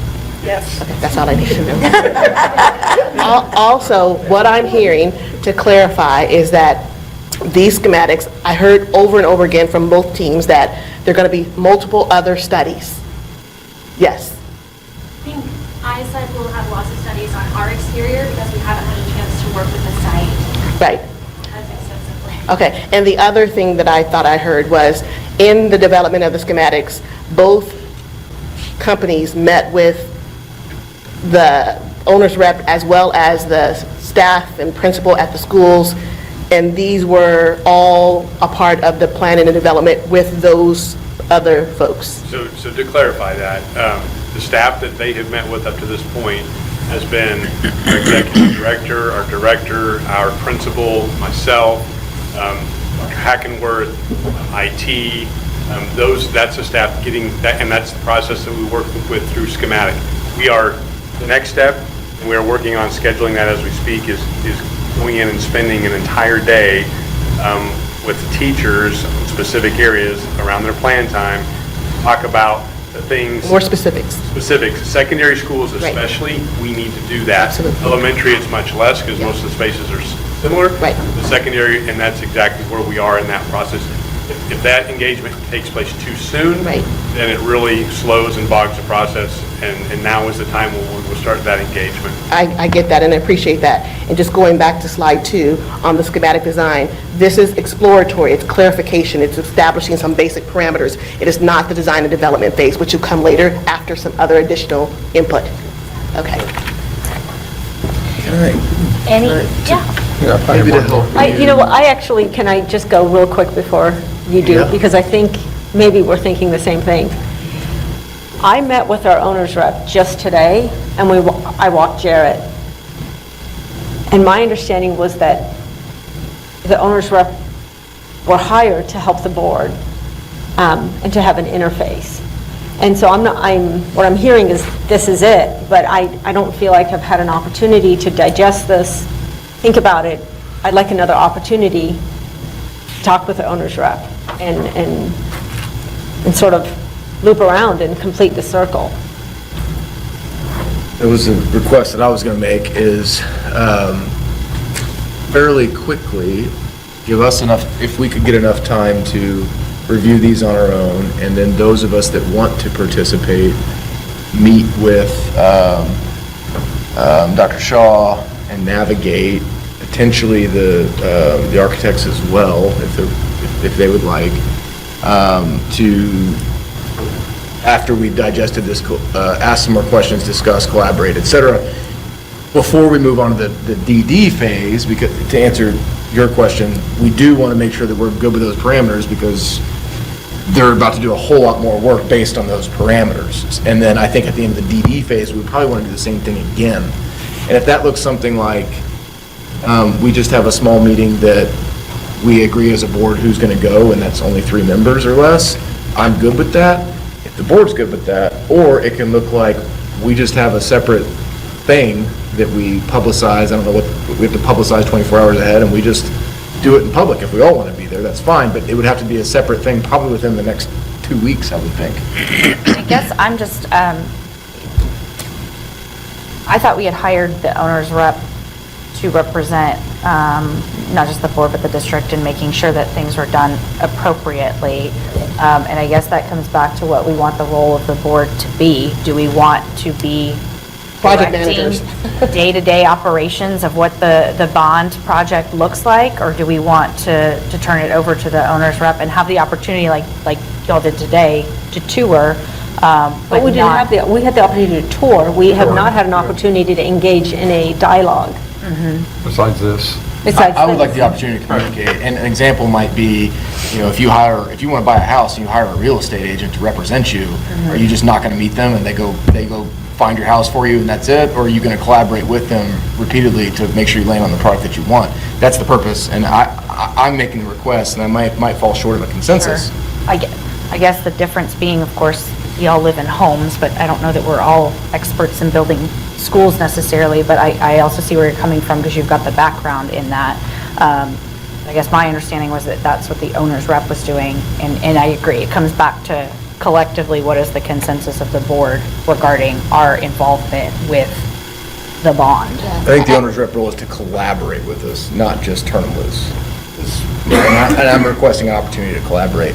And if some of the board members don't want to participate, I'm happy to go, as long as we have at least 4 more board members that say, let's participate. I'm just concerned that we will continue to overstep our role as a board and get into the weeds in a way that prevents the forward movement of these projects. If every decision has to be, vetted by the board, then we won't get anywhere very fast. And I'm just concerned, not saying that this is happening. My concern is that is the potential of what would happen if the board gets too involved in this process when we've hired the owner's rep to make sure that the things that we want are, and I thought, if I'm not correct, 'cause I wasn't one of the persons who met with the owner's rep in the hiring process, but also just in the maybe beforehand process of, what it is that we want the owner's rep to do for us. I thought that was the case, but I could be wrong. We haven't, so Dr. Shaw informed me today that our owners reps have met with our design team and staff on, so I think you said about a dozen times, right? 10 times. About 10 times over various meetings. Well, I'm not saying we get involved at every level, because they're doing that. They've done 10 times without us being there. I'm suggesting that at this phase, before we move to DD, and then again after DD, before we move to CD, that we engage with our owners reps to make sure that, A, we're all good here, no surprises, continue forward. I thought that's what he presented today, but again, you would know better, but I thought that's kind of what he presented tonight. He did, and I'm asking to absorb that and then be able to get together to communicate on it and then move forward. I hear your concerns, Sarita, but we're not trying to make every decision here. We've had an hour or 45 minutes to an hour, great presentation, and we're making decisions based on that. I just like to, like Kelly, get a little bit more understanding of what the design is. And if that's another hour, it's another hour, but we are also hired to be good stewards of the taxpayers' money. And that's what we want to make sure we are. So just so I have an understanding, I'm not an architect, obviously, we're in the schematic design phase, we're moving to the design development phase, is that correct?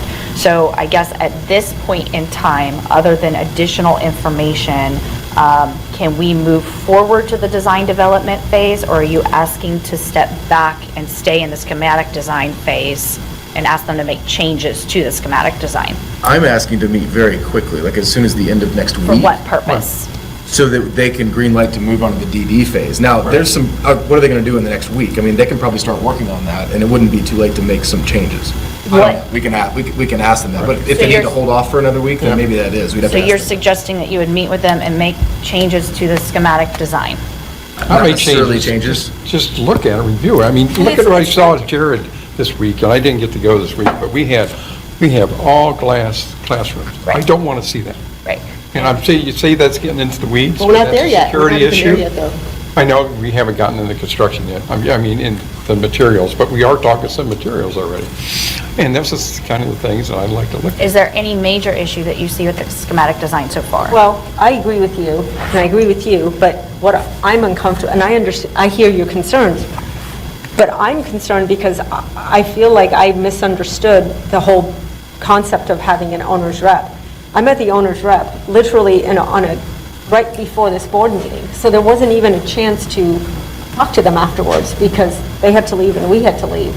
I mean, if this tour had happened just 3 days ago, I would have been like, well, I'd reach out, talk to Dr. Lathan, can I talk to them on the phone?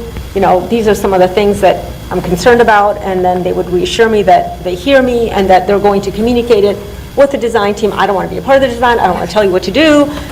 This is not my jam. But there are just some things I've seen, like you said, at York, at Jarrett, at Williams, at all the schools we've been at Boyd, that are things that I don't want to see again. So is there And so I want to be able to, I just want to have an opportunity to speak with our owner's rep. Is there an opportunity to move forward then with design development and also meet with the owner's rep to make sure as they're moving forward? I don't know what design development is. I think that's a question for our owners reps. But also, just one more comment there.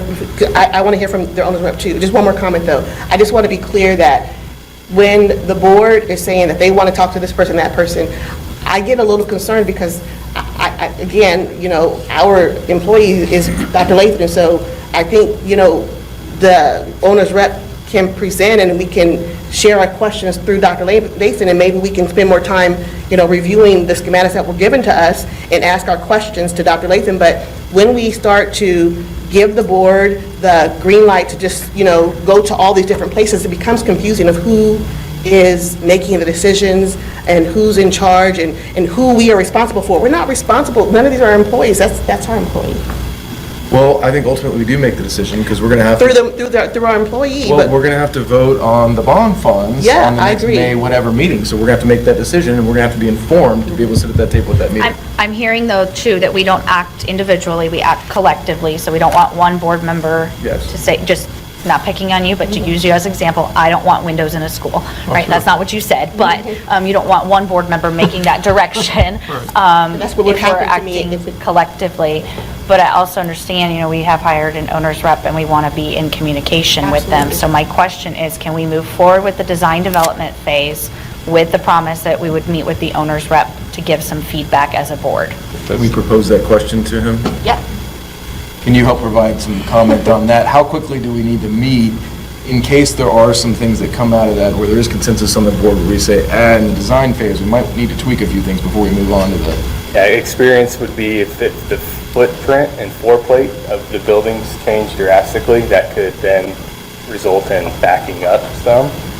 But if it's just modifications of interior spaces, or if it's finishes, comments, that's not going to hold up design development. But again, if it goes into, we don't like auditorium here, it needs to be moved there, that's a whole nother story. Yeah, so unless we're moving exterior walls or moving a building on a site potentially, changing the general envelope shape of the building, I don't want to. And then within the next week, that's probably not something that can't be addressed at a later date without backtracking. We're changing minor items like the size of glazing in a classroom wall.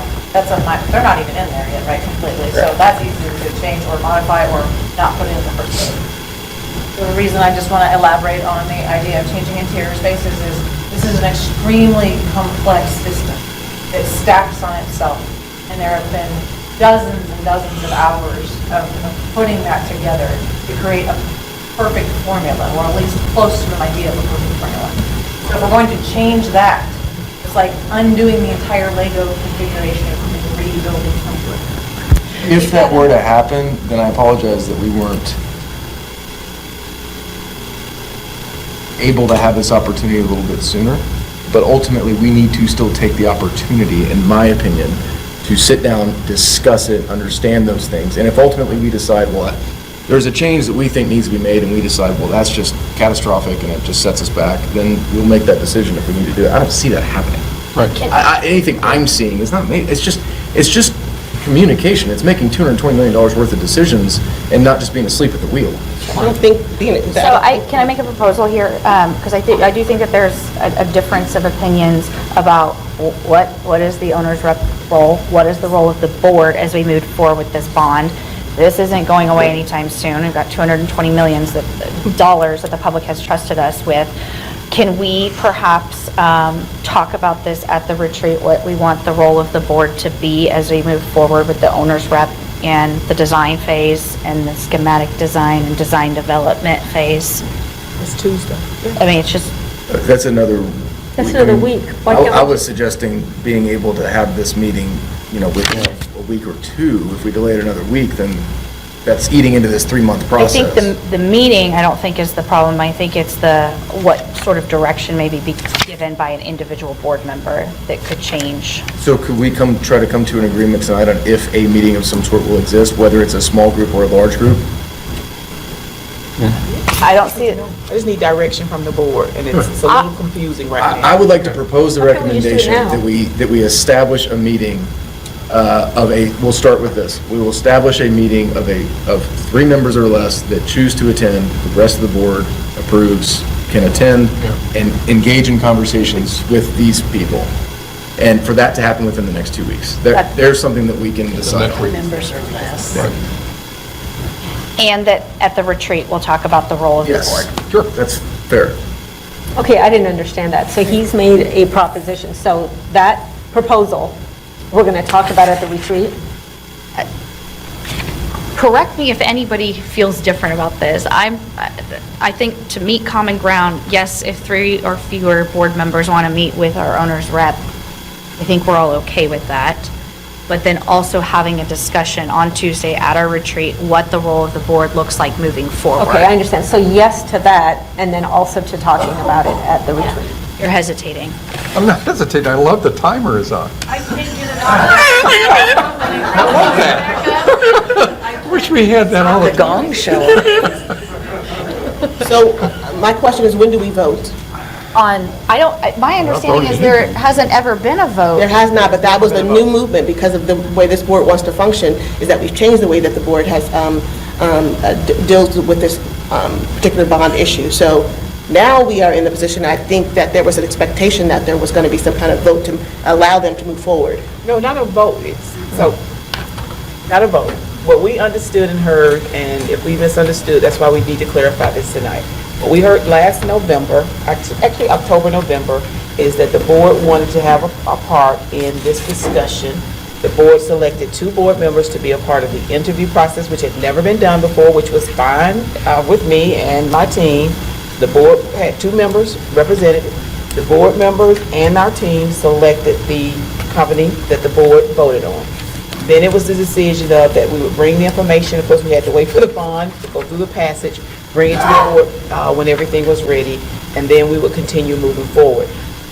From October up until tonight, I never heard from any board member that wanted to be more involvement. And if that's your pleasure, I need direction, because we're a little lost now, because everyone here on this front row came with understanding, except for Mike Mifflin, he came with the numbers, that this would be a presentation. We would go, unless, like you said, it was something just completely out of the ordinary, then the team would go and continue working. And then we would continue, like Travis said, to make updates to the board as we move forward with the project. It sounds like that's something different, and if it's not, please just clarify so we know what to do. I think I'm seeing it as the same. I'd like to see the same 2 board members. Was it you and Kelly? I would like to see the same 2 board members continue to engage with the owner's reps, or the company, whoever navigates, to continue down this road. I don't understand why it needs to be discussed at a retreat. I'm not sure, we none of us want to get into the weeds. We just want to make sure that we have this dialogue and communication with the owner's rep. And I think it's a great idea to have the same 2 people that were there from the beginning to just sort of march through and be sort of a liaison between all of that and us, and bridge that, you know? I'm sorry to interrupt you. That is a little bit different than what I'm hearing, though. Both of them are saying that they want to be able to make changes, not just be a part of the process. No, not necessarily. We wouldn't make changes. It would be the board that would have to collectively, like if something needed to be changed, the board would have to, Scott and I wouldn't have the ability to do that. But we would have don't meet every day, like they're meeting and going over items. You know, we don't want to wait 2 weeks to make changes. We don't know that there will be any changes. We don't know. I'm just asking for communication, and I'm sorry, Dr. Lathan, I have on a few occasions since, well, over the last few months I have on a few occasions, and it might have been honestly through Dr. Mulford, just because in passing conversations and with this kind of being, the bond stuff being more, I guess stuff that we've communicated. I have asked on a few occasions, when are we going to have the opportunities to meet with the Right, but if the questions are not directed to me as a superintendent, I don't get to understand where you're coming from as a board member, and then get to decide who gets assigned, and sometimes even conversations in passing. If I don't receive those conversations, I'm kind of at a loss. And that's why there's one process. Direct the questions, even if it's a three-word question, to me, so I can then know. I agree with that. Today is completely different from what I've heard all these months. And because I'm okay with whatever direction the board takes, I'm just saying, you have to communicate to me so that I know how to direct staff. And so right now, we're kind of a little confused. I'm confused. I hear you, and these conversations I'm talking about just happened in passing where the bond came up, or we're doing a building tour, or whatever it is, and I'm told, okay, we'll have an opportunity to meet with the owner's reps. And I thought all along, I've been pretty consistent on having that, the response, like, the role of the board member, or the owner's reps is to represent us and us to kind of interact and engage with them. I didn't realize what I didn't know, which was apparently the clock was ticking more than we realized, whereas I thought, okay, we're waiting for the bond to pass, then we're going to get those opportunities. So a little bit, I mean, I guess we could call it naive, to say it's naive, because we're entering this process with the owner's rep, all a little bit new for each of us. So if it is Scott and I'm happy to do that. I would like to ask if she's willing, if Mrs. Bruner would like to attend, because you went on the tour today and I thought your insight as an educator was very valuable.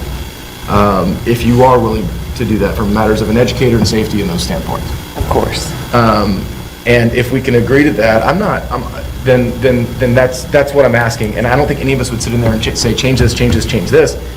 And if we did, they shouldn't listen to us, because we don't speak on behalf of the board. We need to, if there is something that rises to the level of like, hey, this needs to be changed, then it needs to be with consensus. So I'm asking, in order to move things forward, that yes, the meeting with the owner's rep happens, but again, that we revisit this conversation at the retreat, because my understanding, and I want to go back and watch the board meeting, to be honest with you, my understanding was we were hiring the owner's rep to go and do everything for us, because that's what they do. And then come back to present to us like tonight. That's what so again, I think, clarification is needed, because Further communication sounds valuable, and I'm happy to do that, and I think it's a good idea. We'll do that on Tuesday. Okay, and Member McCoskey. Yes, Madam President, I think you're exactly right in that this is the reason we have the owner's rep. I think this broadens the scope, what we're talking about right now, the scope of the Board of Education. I never had an intention to be getting this in-depth, where I certainly don't have the professional skill and development nor the education. One of the purposes that I understood fully was the owner's rep was to do this for us. These people are the professionals, and we're just getting too deep into the woods in this, is how I feel about it. I do understand that we have $220 million, that it is the stakeholders' dollars that we have to be looking after, but I'm just trying to figure out what the depth of that is on the Board of Education to do that. I think we've clearly have accomplished that up to this point. And so I'm just going to say at this point, I am not happy with this conversation. I think we're going too far with this conversation, and I am content with these people doing their job on our behalf of the Board of Education. I agree with you, because I think that we did our due diligence by hiring the owner's rep and by having some of the board members being involved in that process of hiring that owner's rep. So I think the board has done their due diligence by hiring the owner's rep. I think that's where we have to engage with them and how they present the information to us, but not individually meeting with them. I think it's just too involved in stuff that we shouldn't be involved in. All I have proposed is communication at certain stages in the process. It's shocking to me that we're talking about getting too involved. It's communication. No changes have been requested. There was one example that Mr. Christ gave, but that was just purely for an example. We're just talking about one meeting that'll last 1 or 2 hours and get more information to make sure that we're involved. I mean, we're not, and I've been very clear in saying we're not planning on going to that meeting and making changes. So I'm not sure what the holdup is. I'm just being more informed and communicated at certain milestones in the project. And I want to know, I want to have a rapport, I want to have trust, I want to build that. I've never met, besides at the interview, I'm sorry, but I met him once. At the interview. I think we should go back and listen to that board meeting, Madam President and Mr. McCoskey, because I have a completely different memory. Let's, in the interest of moving on, let's proceed with having a more in-depth conversation on Tuesday so that we can move forward, not just with these projects, but all the projects with what the board's role is, and that, perhaps you're saying the same thing that I'm saying, and we just need to get on the same page, but let's... Seems to me like we're closer than we're letting on. I'm surprised that there is much of a disagreement here, but much closer. I'm happy to handle it. And in the past, I had gone over with Dr. Shaw about when is, and I remember recounting the steps where votes are taken. We vote here, and I remember there were 4 points, 4 times, but of course it would be at the direction of the board if that were to change. And those were during the same discussions where we talked about the owner's rep, and I felt that we unequivocally as a board wanted to be more involved, not designing the buildings or telling them what to use and what not to do, but more involved in the process. I don't know that we were unequivocal. I think that we voted in agreement in order for us to be able to move forward. I don't know that it was unequivocal. Okay. Are there any additional new comments for any new comments that we want to make, not repeating old comments? And if none, we'll move forward to item 8.01. So just to clarify, there's nothing I need to do between now and next Tuesday other than set the agenda topic as we prepare the agenda for the retreat. Is that clear? correct? Okay, just making sure. I All thought right. we talked about. Do you want the meeting? I thought we talked about getting a time on the Sending you an calendar. Set the email meeting. and Oh, you're gonna send, saying to send me schedule a an meeting. email, that's fine. Once again, send How me an about that? email and I will act on it, and I think that's very clear from the request that came in last Thursday, Friday, from a board member that asked for the tour today. And we Right. immediately called the owner's rep and said, we need you in town earlier, thank you all for coming in. So I'll wait for that email and then I'll take it from there and communicate with all board members. And I promise you, under my superintendent's update, I promise you, I wrote this before we got to item number 7, that board members, I am truly glad that we're on the Proposition S journey together. And I really am, I'm excited, and it's new for all of us, and so I'm just asking that we continue at the table to hold those discussions. If I need clarification and you all need clarification, we do it together as a team, and just so that everyone is on the same page. So thank you again for supporting the recommendation to place Prop S on the ballot. Once again, thank you to all of our voters that supported it. In the next few weeks, we are going to be celebrating the closing of the 22-23 school year. Woo, where did the time go? So we're excited to celebrate our volunteers, everyone that has supported SPS throughout this past school year. On Thursday, May 4th, we have a volunteer celebration. We've sent out invites. Board members will also share that information with you. So then on May 9th, we'll have a reception for our retiring SPS employees, something different. So both of these events are new events under my administration, of just to recognize those that have served for SPS.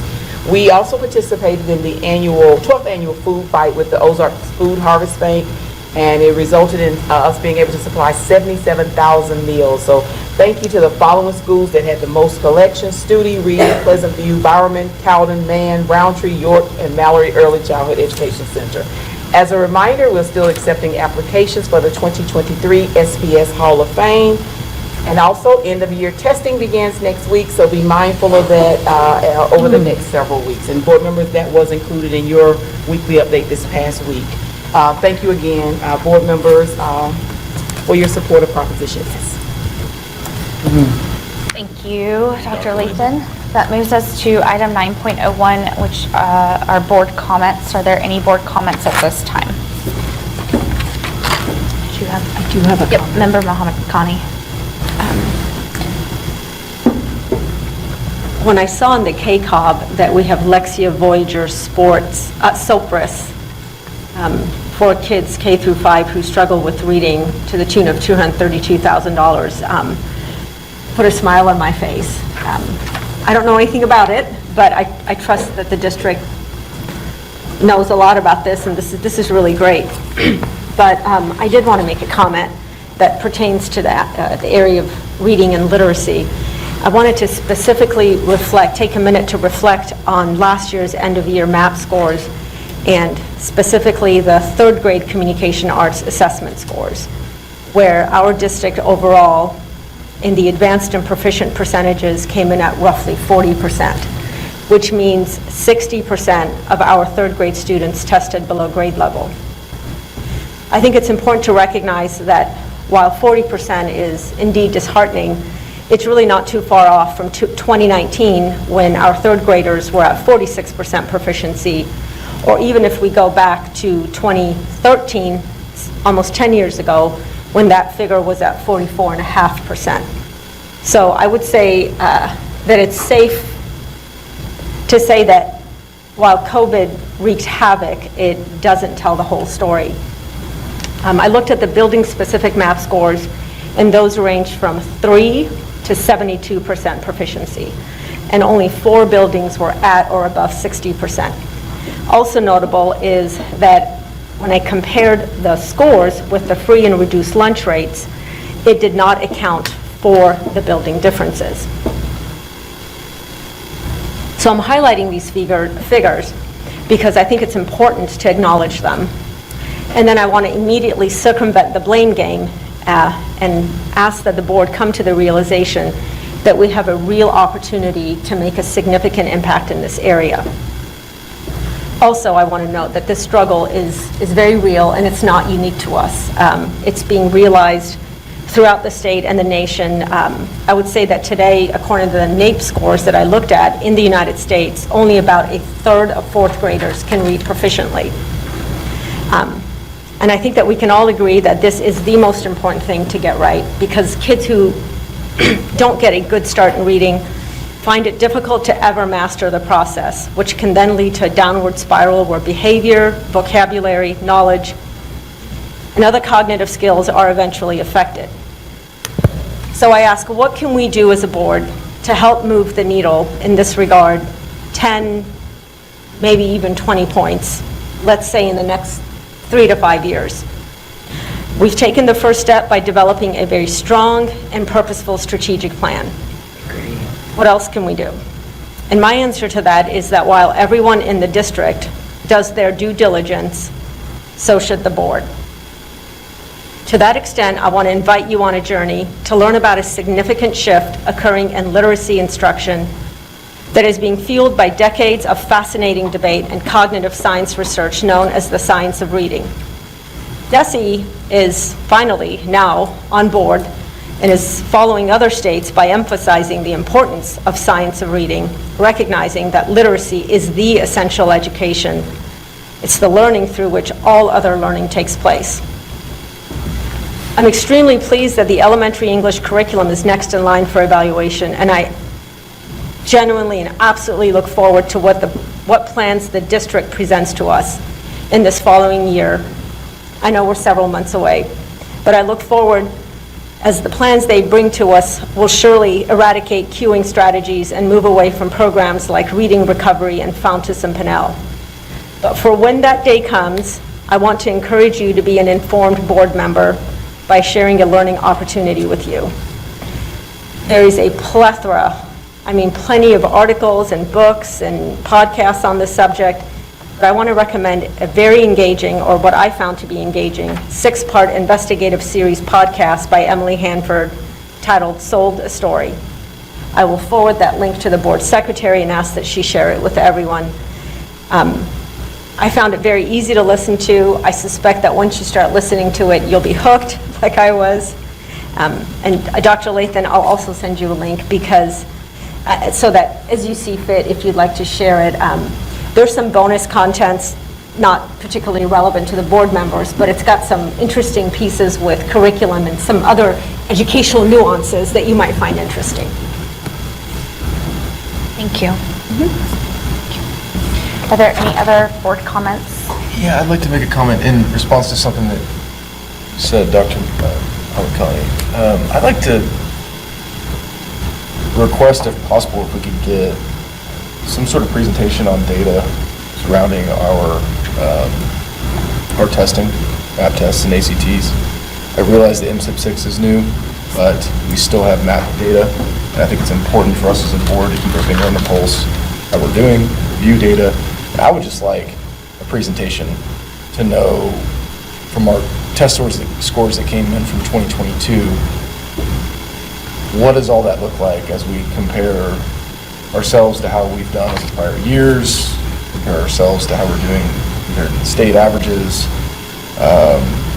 Any of that information that you can provide to help us, I think, is helpful at the board level for us to understand at the district level, just a finger on the pulse of just a checkup every year, how we're doing. It's a good self-assessment by looking at data. Yes. For the June, thank you for that. The June, make sure I give you the right date.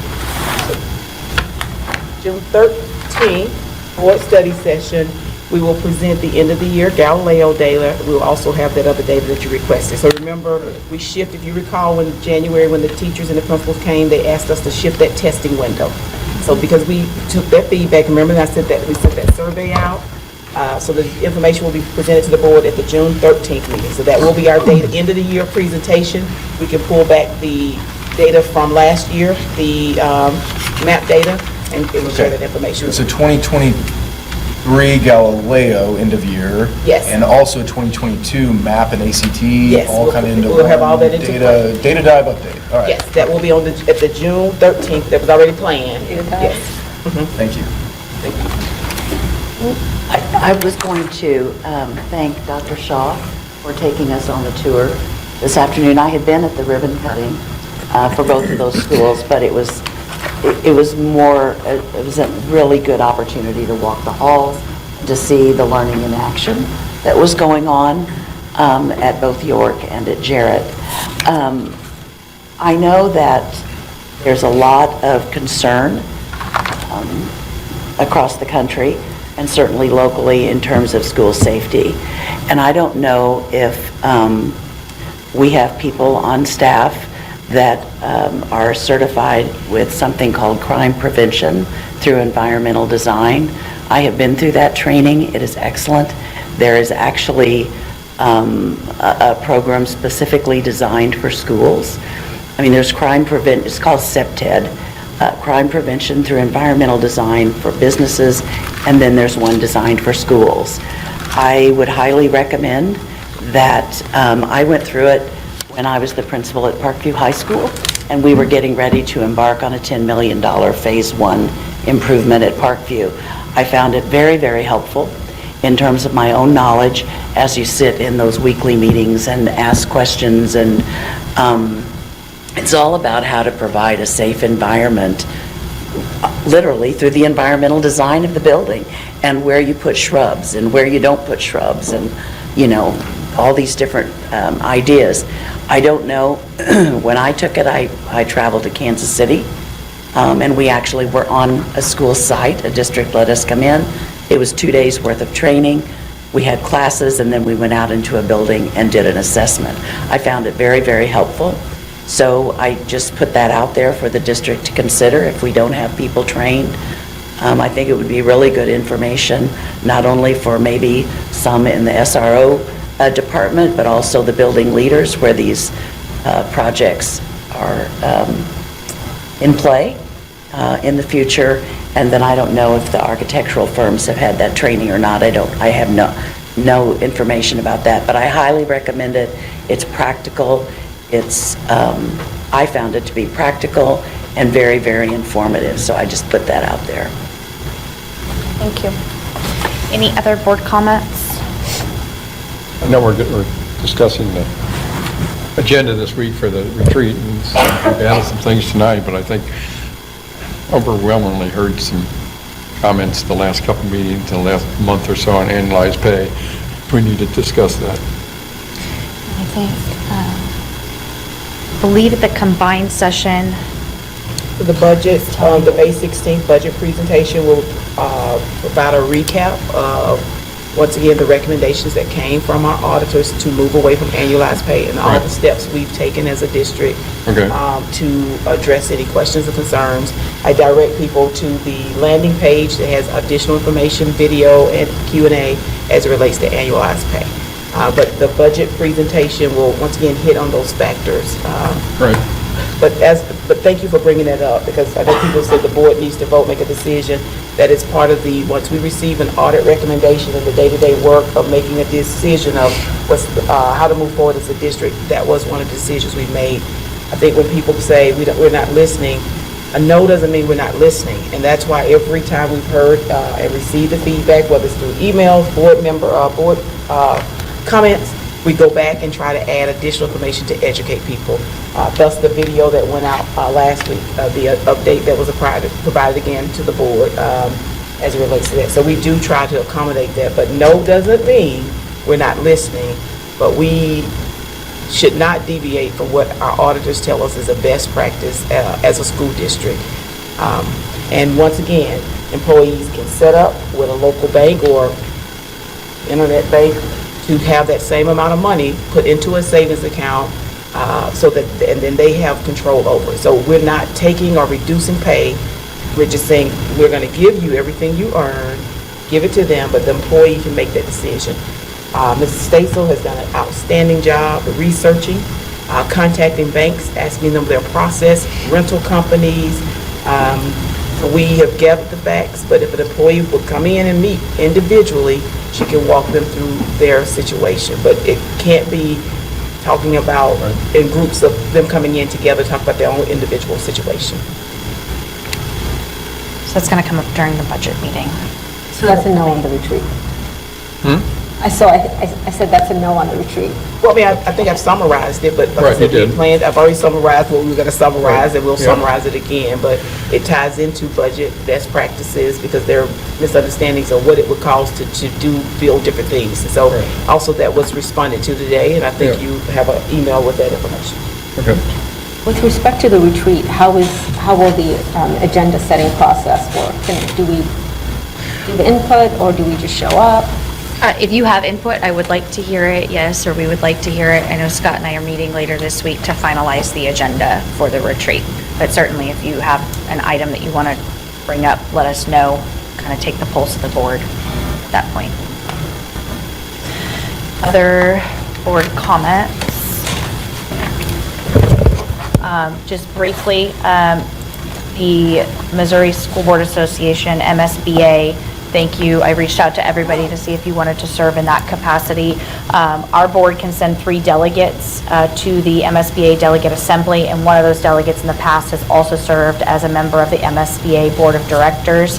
Last year, both Dr. Thomas Tate and Dr. Muhammad Khani served as our delegates, and my understanding is you both wish to serve again this year. Historically, the president has appointed, so thank you for continuing to serve, and I understand that no other board members at that time wish to serve as a delegate.